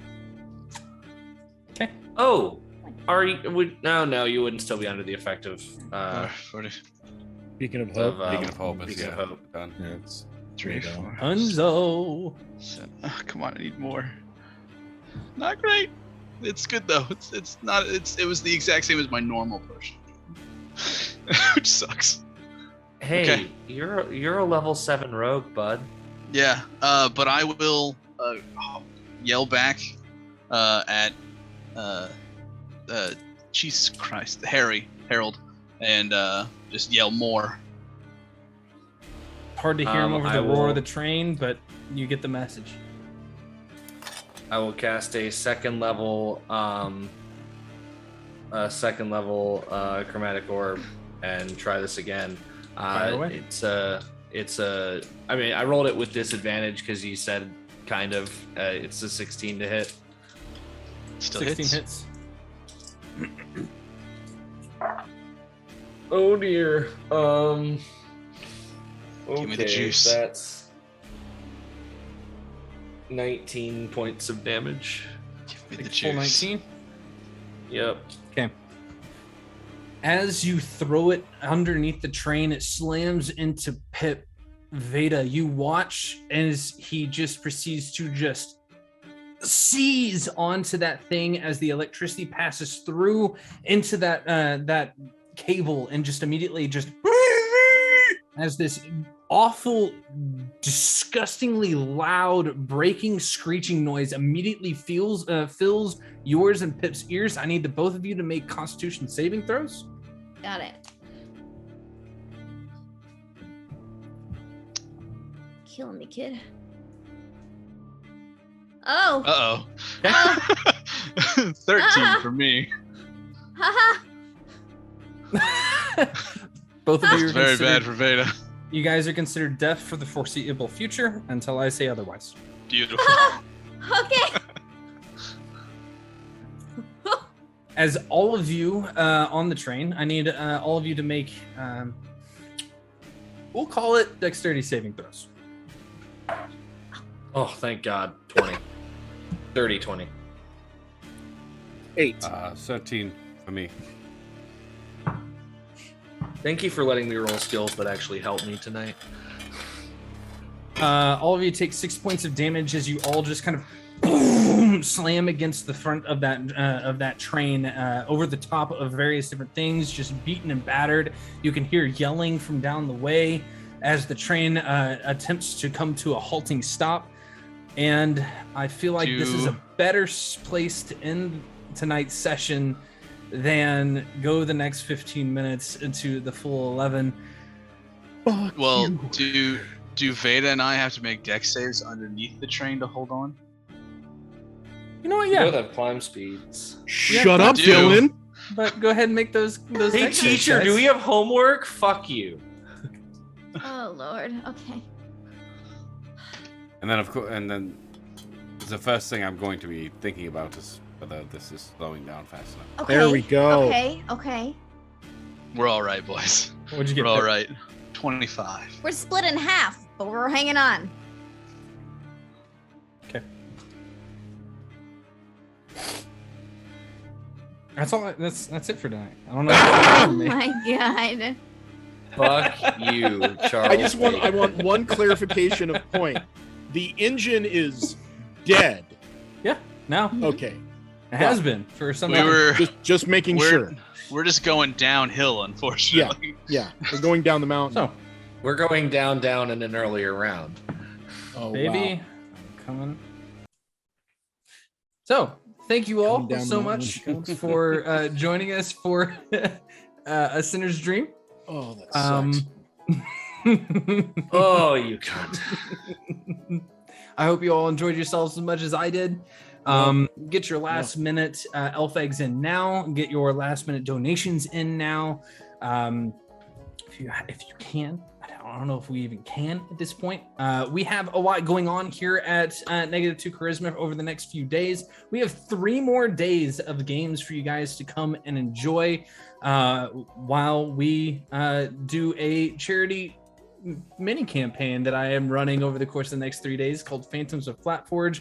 We've got JD over here. We've got Trevor over here. We've got Ryan, who does all of our art streams and all of our layouts and stuff. We love the guy. We've got Soul from Soul's Rolls. We've got Jay from Radio Jay. He plays on Sundays with us. And I think tonight we're actually going to find out who is going to be playing with us the next 3 nights. We're figuring it out tonight? Oh, cool. Yeah, we're finding that out tonight. I mean, they gotta play tomorrow. We gotta go. Oh, yeah, no, good something point. at a time. Sorry. My brain is still like, is the train stopped? It's just, Listen, I'm not But overly. is the train stopped? not overly concerned, right? If it's one thing I know about you D&D nerds, you've always got characters made. True. But No. be sure to join us because we have all sorts of giveaways. We've got some stuff from Heavy Arms. We've got some stuff from Destructo Boy. We've got some stuff from a friend of mine. I don't know if you've ever seen this on DM's Guild, but it's the Home Field Advantage that we're going to be giving away. We've got rad. Yeah. We've got some fun stuff. We've got some Dice Envy Dice that we're going to be giving away. We've got those limited edition jersey. Is it jersey or Z's? It's they're the official Dungeons and Dragons limited edition geeky jerseys hockey jersey. Like How this many- one that I'm wearing right Which now. number's out of 300, though? It's jersey, plural, jers. singular. Jerseys, yeah. So we're giving- Geekyjerseys.com. Yeah. Yeah, but How many are we how giving many away giving? one or two? 2. We're doing These- 2 of those over the And course these are of the the next this 3 is the days. only way you can get these. They are currently sold out. For Yeah, these they're- jerseys, so there's no other way they're- to get them. And they're not remaking Gone. them either. They're not going to No. make another run of these. So No. if you want one of those jerseys, you better show up. Period. Donate. Yeah. We're doing this for the National Association of Mental Illness, which we're all going to need to contact after this train National finally Alliance stops. on No Mental kidding. Illness. Thanks. I can Alliance. never say it correctly. National Alliance. Alliance on Mental Illness. Sure. I never say it right. I'm the worst, and I know it. You have to do this for 3 more days, dude. I know, and I'm just going to say it wrong every time because I'm a piece of shit. Well, What do you Ryan want and from I me? will be in stream, so Chuck, Okay, and Chuck okay. will have a nice Thank easy job. God. Just run the game. Thank you. Fuck. But no, seriously, we appreciate all support, particularly, any way that you help out Neg 2 this month is going to go to Nami, whether it be just the proceeds from you guys hanging out and watching the couple ads on the show or your subscriptions this month. If you use the Neg 2 code at Dice Envy, all that money is going to Nami. Pretty much everything. Everything we do, as well as anything we generate from the stream over the next 3 days, is going to Nami. So we've had some really generous donations so far, and you guys are doing an incredible job there. So thank you from the bottom of my heart. It's very important to myself. I know it's important to a lot of the other cast members, including Ryan and a lot of these folks. I think it's something we all deal with at some point in our lives in some aspect of it. And Nami is a really, really great organization. Go ahead and look them up. That is why I've always chosen them to address this. And it is Mental Health Awareness Month. So, go check out their website and brush up anyways. Can't hurt. But yeah, Chuck, I think it's a pretty clear winner. Very, very generous donations from one Mr. Faulty in chat. Faulty. Really? Hope you've got Faulty, we those get to play with the character ready to go. Faulty. And we'll be seeing you. We'll see you tomorrow. So we'll reach out to you later. After the stream. I think he said he had a bit of a headache and he was lurking, so if not, we'll be in communication and we'll get you all set up for playing with this group of idiots tomorrow and the next day. But other than that, yeah, I think that's it for our giveaways this evening. Thank you guys so much for showing up. We're gonna go raid somebody, so if somebody wants to roll me a spicy D20. How about you do it? Because you've been failing miserably for most of the rolls. Maybe you can You actually can't fail this one. Yeah, redeem yourself on this one. You know what, Adelaide? Thank you. I needed that. I mean, your one perception roll was like amazing, but if you notice, the entire combat, I basically didn't have to roll many attack rolls either. So that was also a plus. That's called strategy. Yeah, it really was. If I can't roll for crap, make Chuck roll. See, there it is. There's a 4. Yeah, 4. Not too deep on the list, but hey. Aye. Where are we headed? 1, 2, 3, 4. Also, shout out, thanks to the Raiders, guys. It was really nice. I saw a lot of you stuck around. Saw you guys were playing D&D tonight. Always appreciate that. Here we go. 1. 4. Go to... Looks like we're going to Dungeon Scrawlers, Stargazer's Guide to Aurora, a one-shot. Love it. Sounds fun. Yeah, because Nice. you can you can pop into a one-shot, not a big deal. Don't got to learn the characters' names. It's great. But a mini campaign. All right, guys. Well, we're gonna head over there. Thank you so much, and hopefully we see all of you tomorrow. If not, have a great night. Bye bye.